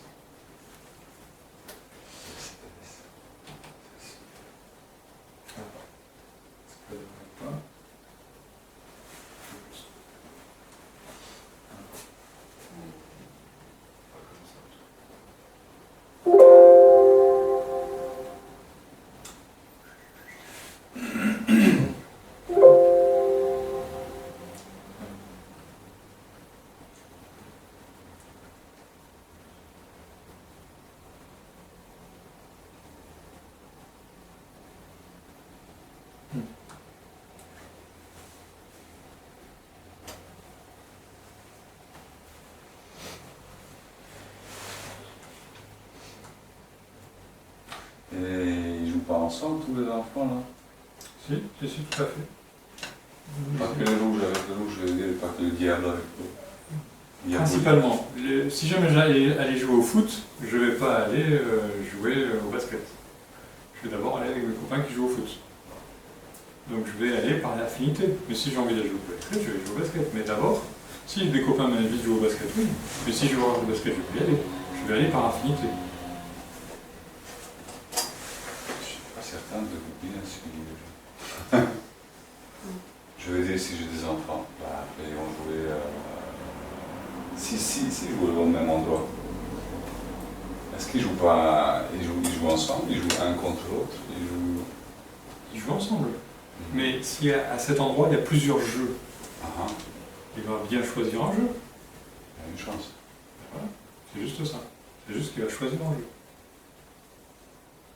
Mais en général, il joue avec tout le monde. Mais s'il y a plusieurs jeux, il va quand même choisir.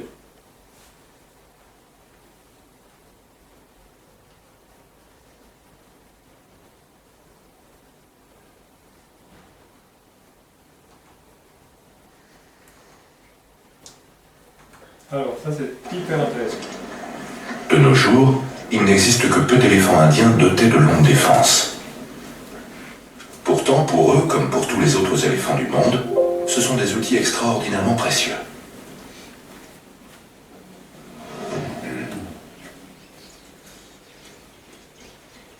Les défenses ont toutes sortes d'utilités.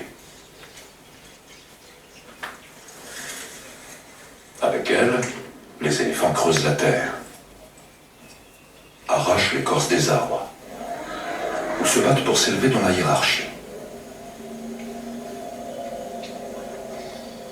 Leur défense sert aussi à protéger leur trompe.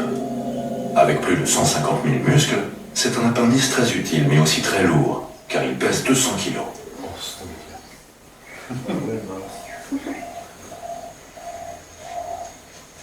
Malheureusement, en raison de la robustesse, de la texture et de la beauté de l'ivoire, les défenses sont un trésor particulièrement convoité par les humains. Ça fait combien de temps que les humains tuent les éléphants de façon intensive pour récupérer les défenses? Ça fait combien de temps? 60, 200 ans, De façon intensive. 50. Voilà, une cinquantaine d'années de façon intensive. En 50 ans, les éléphants, ils ont combien de... Ils vivent combien de temps? 100 ans. 80 ans. Voilà, à peu près. Donc, en moins d'une génération, ils ont fait des choses incroyables. Si eux peuvent le faire, nous on peut faire bien plus. Le seul moyen de se procurer cet ivoire est de tuer l'animal. Un tiers de la longueur des défenses est dissimulé dans le crâne de l'éléphant. Il faut donc forcément sacrifier celui-ci pour extraire le précieux matériau.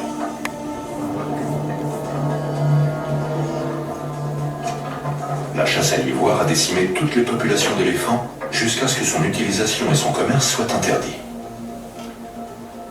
Cette nouvelle réglementation a ralenti l'élimination de l'espèce. Mais des années et des années de massacres ont des conséquences encore plus profondes. Vous êtes prêts?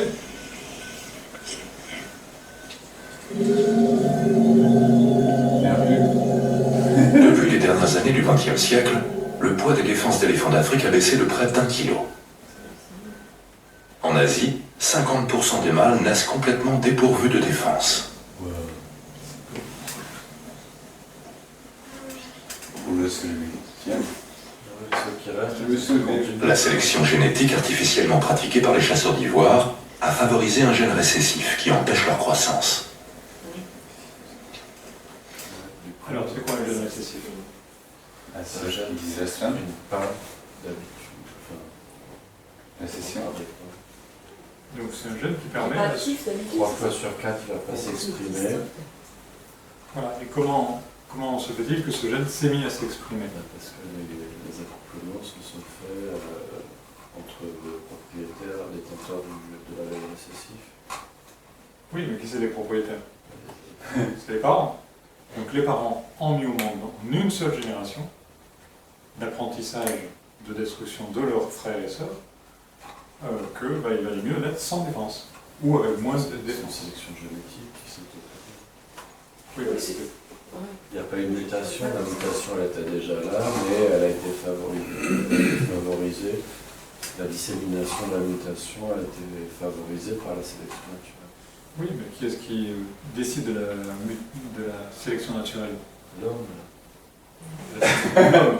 Il n'a pas décidé d'enlever les défenses. si, il a décidé de tuer les éléphants. Oui, et donc les éléphants, eux, ont C'est une décidé, adaptation, c'est une adaptation. ont décidé de réaction, survivre. Eux, ils ont décidé de survivre. Et Parce pour que survivre- les allèles récessifs étaient déjà présents. Oui, donc pour survivre, ils ont décidé d'enlever leurs défenses. Ouais, C'est c'est pour là ça où quand c'est... Ouais, est-ce que c'est eux? Est-ce que c'est... Non, c'est la c'est sélection naturelle de Voilà, l'homme. c'est là où chez vous, vous devez réfléchir à ça. Ouais.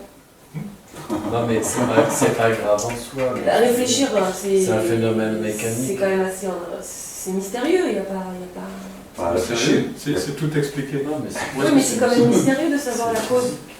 La cause, elle n'est pas sérieuse, elle est simple à comprendre. Ils ont tué les éléphants. qui Non avaient mais des vous dites, ils ont décidé pour plus souffrir, de plus avoir de défense. On peut qu'on les tue. Et alors, Si le gène, où est-ce que c'est si la mystérieux? laine défense c'est un gène dominant, si tu élimines tous les propriétaires de la laine dominant, il reste que la laine récessive. Mais ça, c'est pas la même chose pour moi comme explication. Vous voyez ce que je C'est veux de dire? la sélection naturelle. Oui, mais vous parlez de... C'est comme s'il y avait une volonté. Alors, Il y a une volonté. ouais, mais c'est là où c'est pas si simple. Enfin, moi je trouve. La Après, volonté. Pourquoi les éléphants n'ont pas La, d'intelligence? Ils sont la pas impliqués. nature hors du c'est pas vide, ça. Pour moi, c'est une volonté peut-être transcendantale. C'est pas les éléphants. C'est les deux à la fois. Bah, c'est là où, voilà. Enfin, pour moi, c'est pas évident, quoi. C'est une vue d'esprit quand tu dis les éléphants sont dans le... Non, lui, il le pense. Et c'est Non, là non, où... mais et c'est je- la- Mais c'est la même chose lorsqu'on a C'est qu'il appris. y en a plus, voilà, c'est Lorsqu'on a- factuel. Lorsqu'on a appris à certains singes dans un pays à se nourrir d'une certaine façon, de l'autre côté Oui, leur cousin, du globe, c'est ils ont simple, fait la même ouais, chose. Et alors c'est l'esprit qui a fait ça. C'est Non, mais là, on C'est peut la penser que télé, c'est. ils ont vu la télé. Là, on peut penser que c'est. Oui, voilà. Mais c'est la même chose. Non, mais oui, là, Mon copain, qu'est-ce qu'il manque? Oh, qu'est-ce qu'il y a? Je comprends. c'est la fameuse physique quantique. C'est. Mais sans aller dans des mots compliqués. Non, mais c'est cette énergie de penser, de faire. Oui. Voilà. Donc c'est les éléphants mourant en étant en fin de compte décimés quand on leur prend leur défense, qui se sont mis dans la tête de fondre des enfants en fin de compte sans C'est ça qui est défense. un peu- ouais. Mais oui, ils ont vu leurs collègues décimés, Mhm. ils sont pas bêtes, ils ont dit, en même temps, Je sais pas si ça se dit ça se dit pas, comme vous dites. Ça se dit pas, ça C'est se tout voit, seul. ça Ça se fait s'apprend, tout ça seul. se fait. C'est la nature. c'est vrai qu'ils ont Ouais. vu et qu'ils sont restés passifs comme ça, tiens. Non, Mais non, mais c'est comme quand on dit, nous on dit par exemple, enfin j'entends dire que nos dents elles sont en mutation par exemple, et que si ça continue, a priori on n'aura plus de canines, parce qu'on s'en sert pas finalement. Bon, on va pas dire c'est les hommes, enfin moi ça me paraît pas évident de dire voilà, je décide que comme je me sers pas de mes canines, finalement on va plus avoir des canines. Non mais c'est résumé, je sais que je fais exprès de Le coup des résumer. canines, mais ouais, c'est- ça nous met pas en danger de toute Ça façon. me met un guidage quand même. Hein Donc ils t'adaptent en fait. C'est l'adaptation de l'espèce, oui. C'est Mais c'est pareil pour eux. Oui, mais je comprends, parce que là où pour moi c'est pas si simple de croire, c'est que ce soit un phénomène lié à la volonté de l'éléphant. C'est ça qui pour moi est plus difficile. Que ce soit une sélection, enfin que ce soit une mutation de la nature. Alors si c'est Ouais, pas la il y a la volonté, nature, pourquoi ils sont c'est pas pas la continués à volonté. avoir des défenses? Humaine ou vivante. Alors, je vais pousser plus loin. Je vais pousser plus loin. Je vais pousser plus loin parce que c'est un peu fait exprès. Pas forcément Est-ce que j'ai dit que ce que vous avez dit était faux? Non, Non, c'est une autre J'ai dit que mais moi je dis pas non plus que c'est J'ai dit faux, que je dis que c'était c'est les deux à pas la si fois. simple. Parce que vous me J'ai dit dites que qu'il faut vous réfléchissiez par rapport à ça, mais il suffit pas de réfléchir. C'est les deux à la fois. Ce sont deux C'est toujours du 50-50 et les deux fonctionnent en même temps. Alors on va un peu plus loin. Ce sont deux visions différentes d'un même événement en fait. Aujourd'hui, en Inde, le nombre d'éléphants dépourvus de défense, appelés Maknas, augmente. Les animaux dotés de longues défenses sont amenés à disparaître.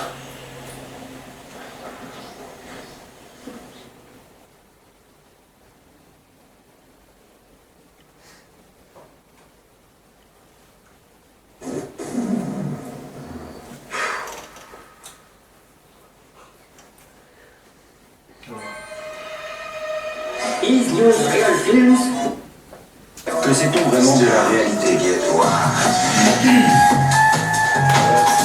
Que sait-on vraiment de la réalité dans le terrier du lapin? La science crée les histoires qui dirigent nos vies. Et la science nous a appris un concept très difficile à entendre. Elle dit que nous sommes une sorte d'erreur génétique et que nous avons des gènes qui nous utilisent simplement pour avancer jusqu'à la génération suivante. Alors, tout le monde a entendu parler que la science disait qu'on était le fruit du hasard et une erreur génétique. Tout ce qui peut être erreur, peut-être, sauf exception extrêmement rare, et encore, peut-être que ça n'existe pas. Peut-être que tout est dû à des circonstances, à des corrélations, peut-être qu'il n'y a aucune erreur nulle part. Donc peut-être qu'il faut commencer aussi à revoir ses propres bases. Et que nous luttons au hasard. Elle nous a dit que nous étions en dehors de notre univers, que nous sommes seuls et désunis. Et que nous sommes une espèce d'erreur solitaire dans une planète solitaire, dans un univers solitaire. Et cela façonne notre vision du monde, façonne notre vision de nous-mêmes. Et maintenant, nous nous rendons compte que cette vision de la séparation est des plus destructives. C'est la cause de tous les problèmes du monde.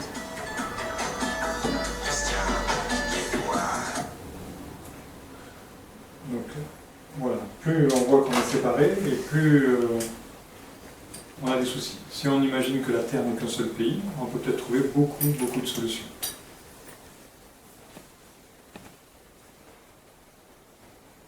Alors, si on a un autre passage.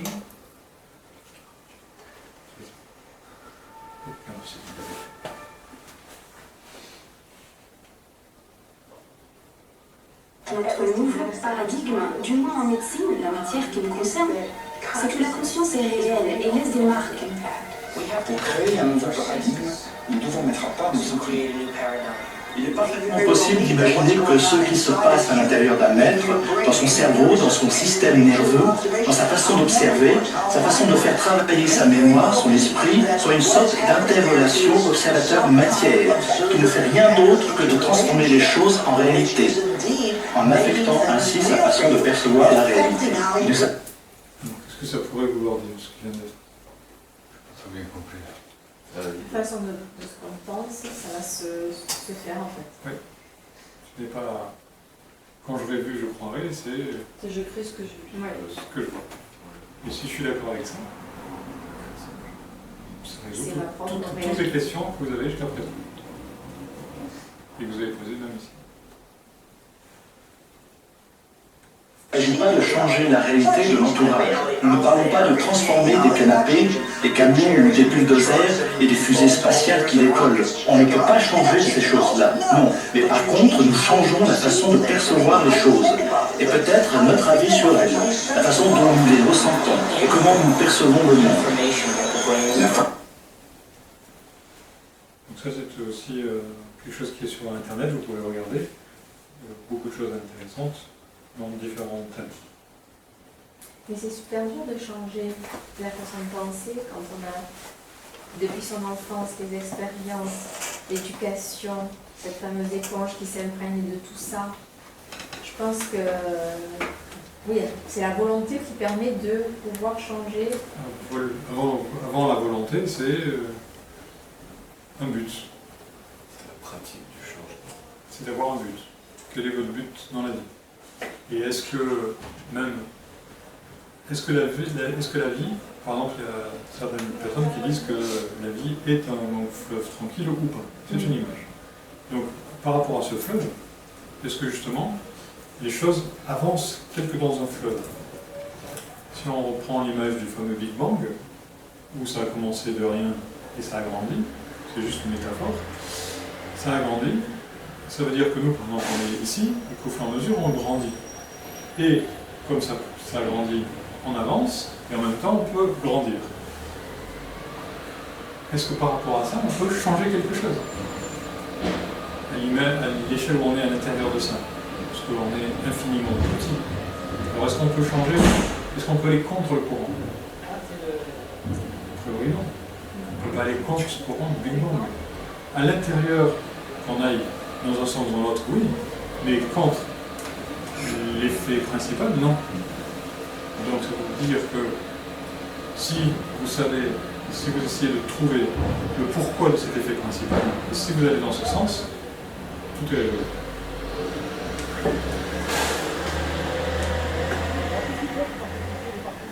Répétez s'il vous plaît. Si on comprend l'effet principal, c'est... Si on va dans ce sens, tout est résolu. Oui. Il n'y a plus besoin d'aller en sens inverse et de se poser toutes les questions qui ne vont pas dans ce sens-là. Ça veut dire si on accepte tout ce qui se passe, que tout est bon, tout est juste, et la vie est plus simple. Ça veut dire qu'il y a... Ça n'existe pas en fait. Il y a sûrement un but et une cause à tout ça. Et si on arrive à trouver le but et la cause à tout ça, alors on arrive à trouver le nôtre. Quel est, si vous prenez l'intérêt le plus profond à venir à cette conférence, quel est l'intérêt le plus profond à venir à cette conférence? Pourquoi ne pas aller se balader, aller prendre une glace? Quel est votre intérêt le plus profond à venir? Peut-être que si vous trouvez l'intérêt le plus profond à venir, si vous le trouvez, peut-être que vous trouvez le but de votre vie.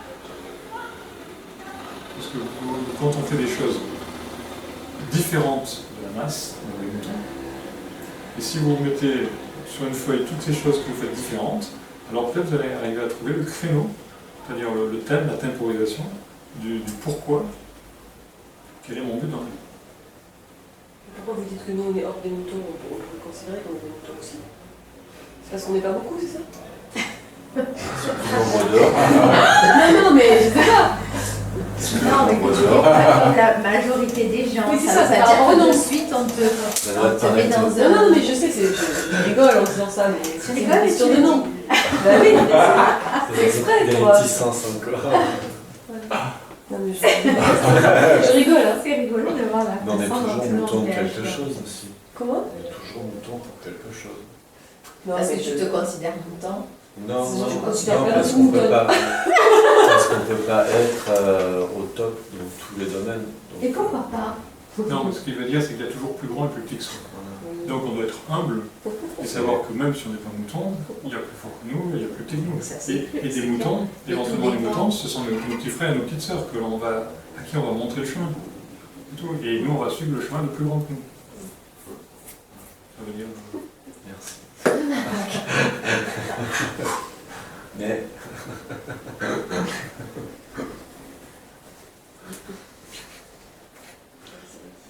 Alors, si on reprend le côté diapason, qui a été en partie évoqué. Alors, comme on a des musiciens dans la salle, est-ce que ces musiciens peuvent nous expliquer comment fonctionne un diapason? Ouais, on tape et il donne la vibration, une certaine vibration. Et ça sert à accorder les instruments, en fait, sur cette vibration-là, le La en l'occurrence. Voilà, donc souvent la plupart sont sur le La, et il y en a d'autres sur d'autres notes, mais la plupart sont sur le La.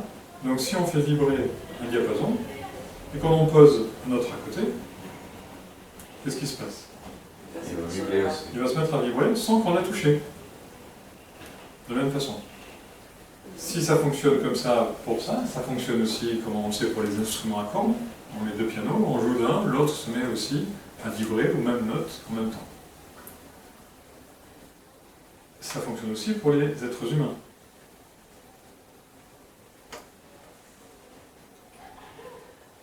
Bon, c'est marqué quelques instants, on va voir ça quand il faut peut-être redémarrer. C'est-à-dire? Non, c'est juste le dessin qui s'est arrêté. Donc, si un être humain vibre d'une certaine façon, il va faire vibrer ceux qui sont autour de lui d'une autre façon. C'est le côté éponge qu'on a évoqué. D'une autre façon, vous avez dit? Ben, C'est-à-dire? d'une autre façon de celle qui vibrait avant. Ah oui, mais à la même fréquence que lui-même, vous voulez dire? Oui.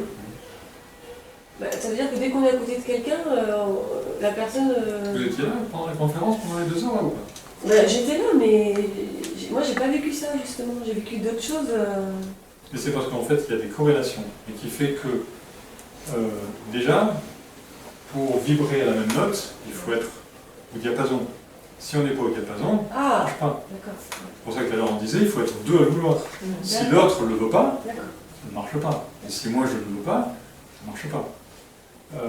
Maintenant, pour aller plus loin, à une certaine époque, ça existe toujours maintenant, par exemple à une certaine époque, on construit toujours dans les hôpitaux des groupes électrogènes qui servent, si jamais il y a une coupure de courant, ils prennent le relais. Tout au début des groupes électrogènes, quand on commandait des groupes électrogènes, on commandait 4-5 groupes électrogènes à la même entreprise et qui les fabriquait et qui les livrait, qui les posait. Si jamais un de ces groupes électrogènes avait un défaut et un problème, Les autres aussi? les autres se mettaient à vibrer au même problème. Donc, s'apercevant de ça, ils se sont mis à commander des groupes électrogènes de marques différentes et d'époques différentes. Ça marche aussi bien pour les qualités que pour les défauts. Okay. Donc, ça marche aussi bien pour les machines que pour les êtres humains. Que pour toi. Ça marche aussi bien au niveau physiologique, émotionnel, intellectuel et spirituel.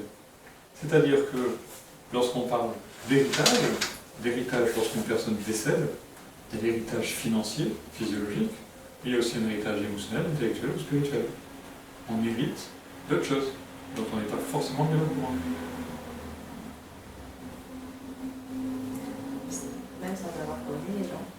Même sans avoir connu les gens. Tout à fait. Parce que la personne, premièrement, elle aimerait bien qu'on hérite, et vu qu'on peut vibrer éventuellement à la même fréquence, on peut hériter parce qu'on vibre à cette fréquence-là. Maintenant, de la même façon qu'on peut refuser un héritage, on peut refuser un héritage. Et les groupes électrogènes, ils ne refusaient pas. Comment ça se Parce fait que eux, ils sont mécaniques, ils n'ont pas notre intelligence. Oui, mais justement, c'est d'autant plus surprenant qu'ils aient... Oui, mais c'est justement d'autant plus... C'est une vibration, c'est une vibration, c'est mécanique. Mais eux n'avaient pas la possibilité de de vibrer autrement que par le défaut de l'autre groupe. Mais toi, tu peux avoir la volonté de te dissocier d'une mauvaise vibration. Parce qu'il y a plusieurs règnes. Le règne minéral, animal, humain, divin, et ainsi de suite. Donc en fonction du règne dans lequel on évolue, on peut justement avoir plus de choix ou moins de choix. Alors, est-ce que autour de ce thème, parce qu'il est presque 21h30, on est arrivé au bout, il y a encore plein de choses à dire, mais est-ce qu'il y a des questions en particulier qu'on n'a pas évoquées, que vous auriez aimé évoquer? Ouais, moi j'aurais bien aimé parler de la mémoire. Qu'est-ce que ça veut dire justement de perdre la mémoire, d'où ça vient, d'avoir l'impression de perdre la mémoire, et puis pour aller plus loin, puisque j'ai vu que vous connaissiez particulièrement la maladie d'Alzheimer. Enfin, les symptômes. Non, pas les symptômes, mais moi ma mère elle a Alzheimer, je pense. Voilà. Mes grands-parents l'ont eu. Et je sais que c'est pas censé être héréditaire, oui, mais n'empêche que. Et je me pose des questions sur. Comme tout est possible, entre guillemets. Quelles seraient les hypothèses pour lesquelles on pourrait avoir cette maladie-là, éventuellement?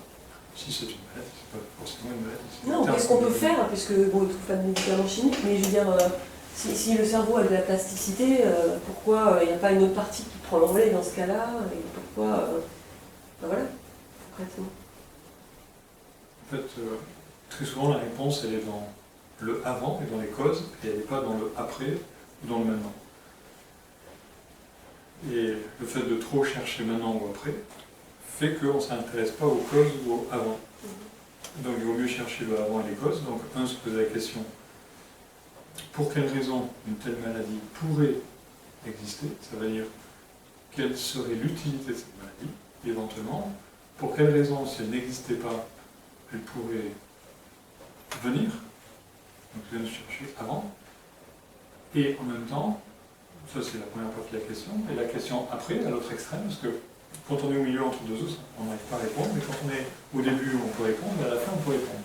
Et donc, lorsqu'on est à la fin, avec cette maladie d'Alzheimer, comment est la personne et quels sont les seuls contacts qu'on a avec elle? Donc, les deux répondent à la question. Si on prend la fin, c'est peut-être un peu plus facile que le début, mais c'est la même réponse. Une fois qu'on arrive à la fin, et que la personne n'a plus du tout de mémoire, quels sont les seuls contacts qu'on peut avoir avec cette personne? Physique? Je sais pas. Émotionnel. Oui, émotionnel, bien sûr.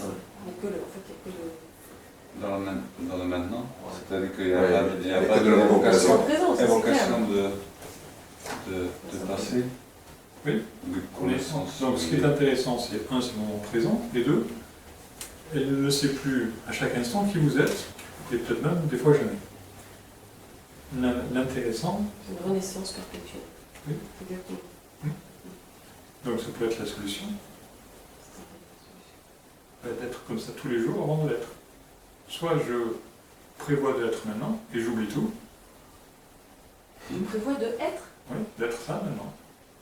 Si je me transformais dans ces qualités-là, il y a des qualités à ces choses-là. Les qualités, c'est que je n'ai plus aucun préjugé sur personne. Chaque fois que je rencontre quelqu'un, c'est quelqu'un de nouveau, que j'ai jamais vu. Et donc je vais m'intéresser à lui comme je ne me suis jamais intéressé. Chaque fois que je rencontre mon partenaire, ma partenaire, mon enfant, mon parent, je le connais, qu'est-ce que j'ai à lui dire? Je ne le connais pas. Je vais le découvrir à chaque instant. Ce sera tous les jours le coup de foudre. Je vais enlever tous mes préjugés, plus aucun préjugé. Je vais enlever toute ma surconsommation d'esprit, de questionnement. Parce qu'il y en a des questionnements, il y en a aujourd'hui. L'hérédité, ça. Oui, mais c'est peut-être ça. C'est peut-être justement le questionnement, la rumination mentale, etc. Est-ce que les petits neurones, là, ils n'arrêtent pas de... Ils ne pourraient pas faire un peu du ménage, tout ça? Si vous le demandez, oui, ils le font. Si vous le demandez à votre corps, il le fait. Mais jusqu'à présent, on l'interdit. Parce que si j'oublie quelque chose, le drame, c'est pas bien. Je te l'ai dit, t'as oublié. Et quand ça... moi, je sais que parfois, dès que j'ai une contrariété, c'est sur le sommeil. Vers 3h du matin, j'étais comme ça, et je me fais des films. C'est normal, vous avez déjà dormi 4 heures. Oui. 4 heures, ça suffit largement, tout le reste, c'est surconsommation. Mais on me dit que c'est pas la moyenne, Gaspard. Parce que quand je dis que des fois je fais des semaines de 4 ans, on me dit mais c'est pas possible, comment tu fais? C'est normal. 4 heures c'est pour les bergers et 8 heures c'est pour les moutons. Ça c'est belle chose. Hein. Ah, mais je savais pas, je me suis découvert ce soir. C'est vous qui choisissez. C'est... Bon. Tout à l'heure on parlait de ceux qui avaient arrêté de manger et boire, et qui se nourrissaient différemment de lumière et de prana. Mais je connais, mais justement, j'en connais qui se nourrissent de prana, mais c'est ce que je vous disais, c'est pour ça que je vous ai demandé la question, est-ce que tout le temps? Parce que c'est pas tout le temps. C'est pendant une semaine, 2 semaines, mais après, ils mangent un peu, ils boivent un peu. Oui, parce qu'ils font un apprentissage, mais il y en a qui le font tout le temps. Et pour ceux qui le font tout le temps, justement. Bon, Ceux qui le font tout le temps, ils dorment plus qu'1 heure par jour, par nuit. Ah non, on dit déjà 4 c'est light. Bon. Non, mais ils ont pas besoin, ils ont une énergie de folie. Oui, ils ont une énergie de folie. Donc, c'est pas... Déjà, ils digèrent pas. Puisqu'ils mangent pas, ils digèrent pas. Ça prend beaucoup d'énergie. Encore faut-il le vouloir. Oui, et pour tout, si on le veut, et si on connaît si on s'approche de la cause et du but de la vie, comme pour Alzheimer, pourquoi ne pas le créer de suite? Si on le crée de suite, on n'en aura pas, puisqu'on y est. Sauf que quand vous disiez pour Alzheimer, vous disiez ce qui est intéressant, c'est l'avant et l'après. Donc vous dites, quand la personne, elle ne reconnaît plus, ok, c'est nouveau, c'est super. Sauf que avant d'en arriver là, il y a des années, des années de souffrance. Non, mais ne parle pas de ça, je parle de soit après, soit avant. Avant, c'est quoi? C'est j'ai utilisé la surconsommation, c'est j'ai voulu me rappeler de tout, c'est j'ai voulu être performant, je suis dans la surconsommation. C'est simplement pour enlever ça. C'est pas la façon de prendre de vivre. On n'est pas là pour vivre pour l'argent, on est pour vivre pour avoir un peu. Est-ce que vous connaissez le film qui s'appelle La Belle Bleue, La Belle Verte? La Belle Verte. Eh bien, regardez-le et vous aurez plein de réponses à toutes vos questions d'aujourd'hui. Il est sur Internet, gratuitement. La Belle Verte, c'est un film de 1980 avec Colin Serrault. Et il a réalisé aussi. Et vous riez tout le long, mais il est passionnant. Il est futuriste et très intéressant et ça répond à beaucoup de questions, y compris la surconsommation. Et donc, quand on a des problèmes de mémoire, je veux dire, à mon âge, quoi, pour le coup, est-ce que c'est parce que, moi des fois je me dis, est-ce que c'est parce que je m'intéresse pas spécialement à des choses pointues, je ne vais pas bouquiner sur des domaines particuliers, etc. Donc je crée moins de nouveaux circuits et du coup, il faut déjà faire une différence entre est-ce que, en tant qu'être humain, j'utilise mon côté masculin ou mon côté féminin. Ça veut dire avec la mémoire, comment on peut savoir ça? Bien sûr. Non, pas la mémoire, avec ce que vous venez de dire. Vous avez dit, c'était quoi votre question par rapport à quoi? C'était pas par la question de jeu. La question, elle traite de la mémoire, c'est... Vous n'avez pas dit... Tu te rappelles pas des choses pointues, en fait? Non, je dis... Non, c'est pas ça que j'ai dit. Ah. Ou alors, je me suis mal exprimée. J'ai dit, enfin, ce que je voulais dire, en tout cas, c'est je me rends compte que que j'oublie les choses plutôt récentes que... Voilà. Et en fait, j'ai l'impression que j'ai une capacité à retenir qui est moins bonne qu'avant. Et je me demande si c'est parce que, entre guillemets, je me cultive moins, dans le sens où je vais moins profondément dans les choses, je suis plus dans vivre l'instant présent. Mais qui est-ce qui va profondément dans les choses, généralement? Bon, le mon côté cerveau. masculin qu'on a en soi ou le côté féminin qu'on a en soi? Ah, le côté masculin. Et en effet, je suis en train de lâcher mon masculin. Et d'aller plus dans mon... Oui, d'accord, mais... C'est d'accord, vous avez répondu. Mais est-ce que, alors, la question que je pose, c'est est-ce que ça veut dire que mon cerveau, du coup, comme il est moins habitué à se souvenir, ou est-ce que ça veut dire qu'il perd cette capacité? Non, a priori, d'après ce que vous dites, non, ça revient. Si un jour je veux travailler un truc... On doit avoir les deux à la fois, la capacité masculine et la capacité féminine. La capacité masculine, elle sert à suivre une ligne continue sur un sujet particulier, la capacité féminine permet de s'intéresser au présent. Alors que le masculin, vu qu'il est beaucoup plus dans le passé et... Dans la projection de... Oui, c'est ça. Alors, si on finit là-dessus, justement. J'avais pris ça pour ceci. Alors, dans la vie, dernier schéma, dernier profil, dernière explication. Soit dans la vie, j'écoute mon cœur et mes tripes, ce qui est au centre de moi. Et en écoutant mon clavimétrique, je suis stable. Pourquoi? Parce que je vais dans une direction qui correspond à ce que je suis. Je suis mon étoile. C'est-à-dire quelque chose qui me correspond profondément. Soit, si je fais ça, alors j'ai plus de maladie et j'ai plus d'Alzheimer, rien. Soit, j'écoute autre chose qui va me procurer l'Alzheimer. Qu'est-ce que je peux écouter d'autre qui va me... La raison. Ouais. Ma façon de penser. Contradiction. Ma façon de penser. Ça oui, là vous pouvez y aller. Hein. Là vous pouvez y aller. C'est-à-dire, oui. Alors, soit ce que je pense de bien ou de mal. Soit ce que je vois, ou ce que je ne vois pas, que j'aimerais voir. Ou soit ce que je sens, que j'aimerais sentir, que je sens pas. Ou soit ce que je dis, ou ce que je dis pas, que j'aimerais dire, que je ne peux pas dire. Ou soit ce que j'entends, ou ce que j'entends pas, que j'aimerais entendre. Ou soit ce que font mes mains, ce qu'elles ne font pas, ou ce qu'elles aimeraient faire. Ou soit la direction que prennent mes pieds, là où j'aimerais aller, ou là éventuellement que je ne vais pas. Si ce que je fais de ma vie est en désaccord avec ce que je suis au fond de moi, qu'est-ce qui se passe? Il se passe un court-jus. Ce court-jus crée un arc électrique qui va se propager sur un des organes de mon corps, me créant un accident, une maladie ou autre, et ça va avoir comme résultat de me déséquilibrer, soit dans un sens, soit dans l'autre. Ce déséquilibre, à chaque fois, je vais me rééquilibrer, mais ma façon de penser va faire quoi? Que je me déséquilibre, mais mon corps à chaque instant me rééquilibre, mais ma façon de penser va me déséquilibrer, mais mon corps à chaque instant me rééquilibre, mais ma façon de penser ou de faire ou d'être va me déséquilibrer, mais mon corps me rééquilibre, mais ma façon de penser, d'être ou autre me déséquilibre. Ça fait quoi là? À un moment, il y a Mais on suspend un peu là. À un moment, ça pétale, c'est là quoi. À un moment, ça c'est tous les jours de notre vie. Tous les jours de notre vie, on fait quoi? On réagit, On fait des hauts et des bas. Ah, je suis pas la seule alors. Non, mais c'est pour ça qu'on a des maladies aussi à un moment. C'est pas fini. C'est haut et c'est bas. Il n'y a aucune différence entre ça et ça. C'est le même dessin.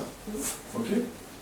Et cette ligne conductrice qui est rouge, si je la dessine sur mon chemin, elle est ici. C'est la même. Tous les chemins mènent à Rome. Soit celui-là, ou soit des chemins intermédiaires. Mais la seule différence, c'est que ici, c'est quoi? Ici, c'est le passé. Le passé, et souvent, c'est lié au regret. Le passé et le regret. Ici, c'est quoi? C'est le futur. Et c'est lié à quoi? Souvent aux peurs. Donc, soit je suis dans le futur de peur, soit dans le passé de regret. C'est immonde. Tout à fait. Et entre les deux, j'ai quoi? Vivons l'instant présent. C'est super dur. Le présent, c'est quoi? C'est je t'amène un présent, c'est je t'amène un cadeau. Le présent, le cadeau des temps, des trois temps. Et quand, puisque depuis 2012, on est où 2012? Depuis 2012 c'était quoi 2012? La fin du monde. Non. C'est quoi? La fin des temps. Ça veut dire quoi la fin des temps? Pourquoi on a beaucoup Oui, de livres? c'est ça, Pourquoi est-ce qu'on a beaucoup de livres sur le temps présent? La fin des temps, c'est la fin des temps. Il n'y a plus qu'un temps. Le La présent. fin des temps. Mais la fin des temps, ça ne veut pas dire qu'il n'y a plus de présent. C'est simple à comprendre. J'irais dans le passé futur. Mais c'est ça, t'as tout compris. C'est chouette. Il y en a qui vont être contents. C'est pas plus compliqué que ça.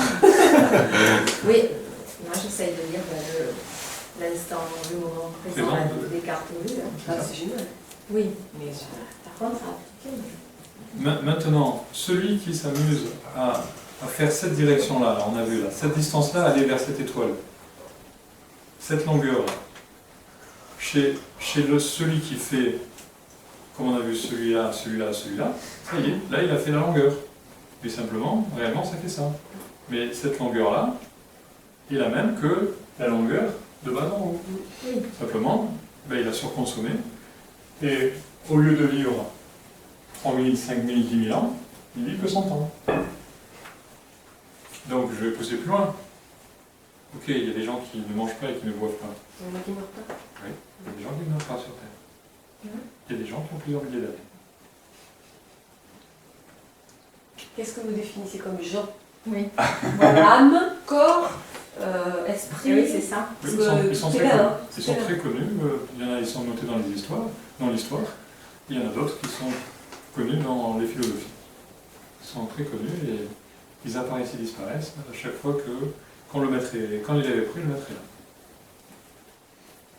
Donc, sur ces bonnes paroles, nous vous remercions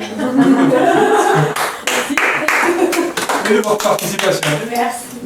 Merci beaucoup pour tout.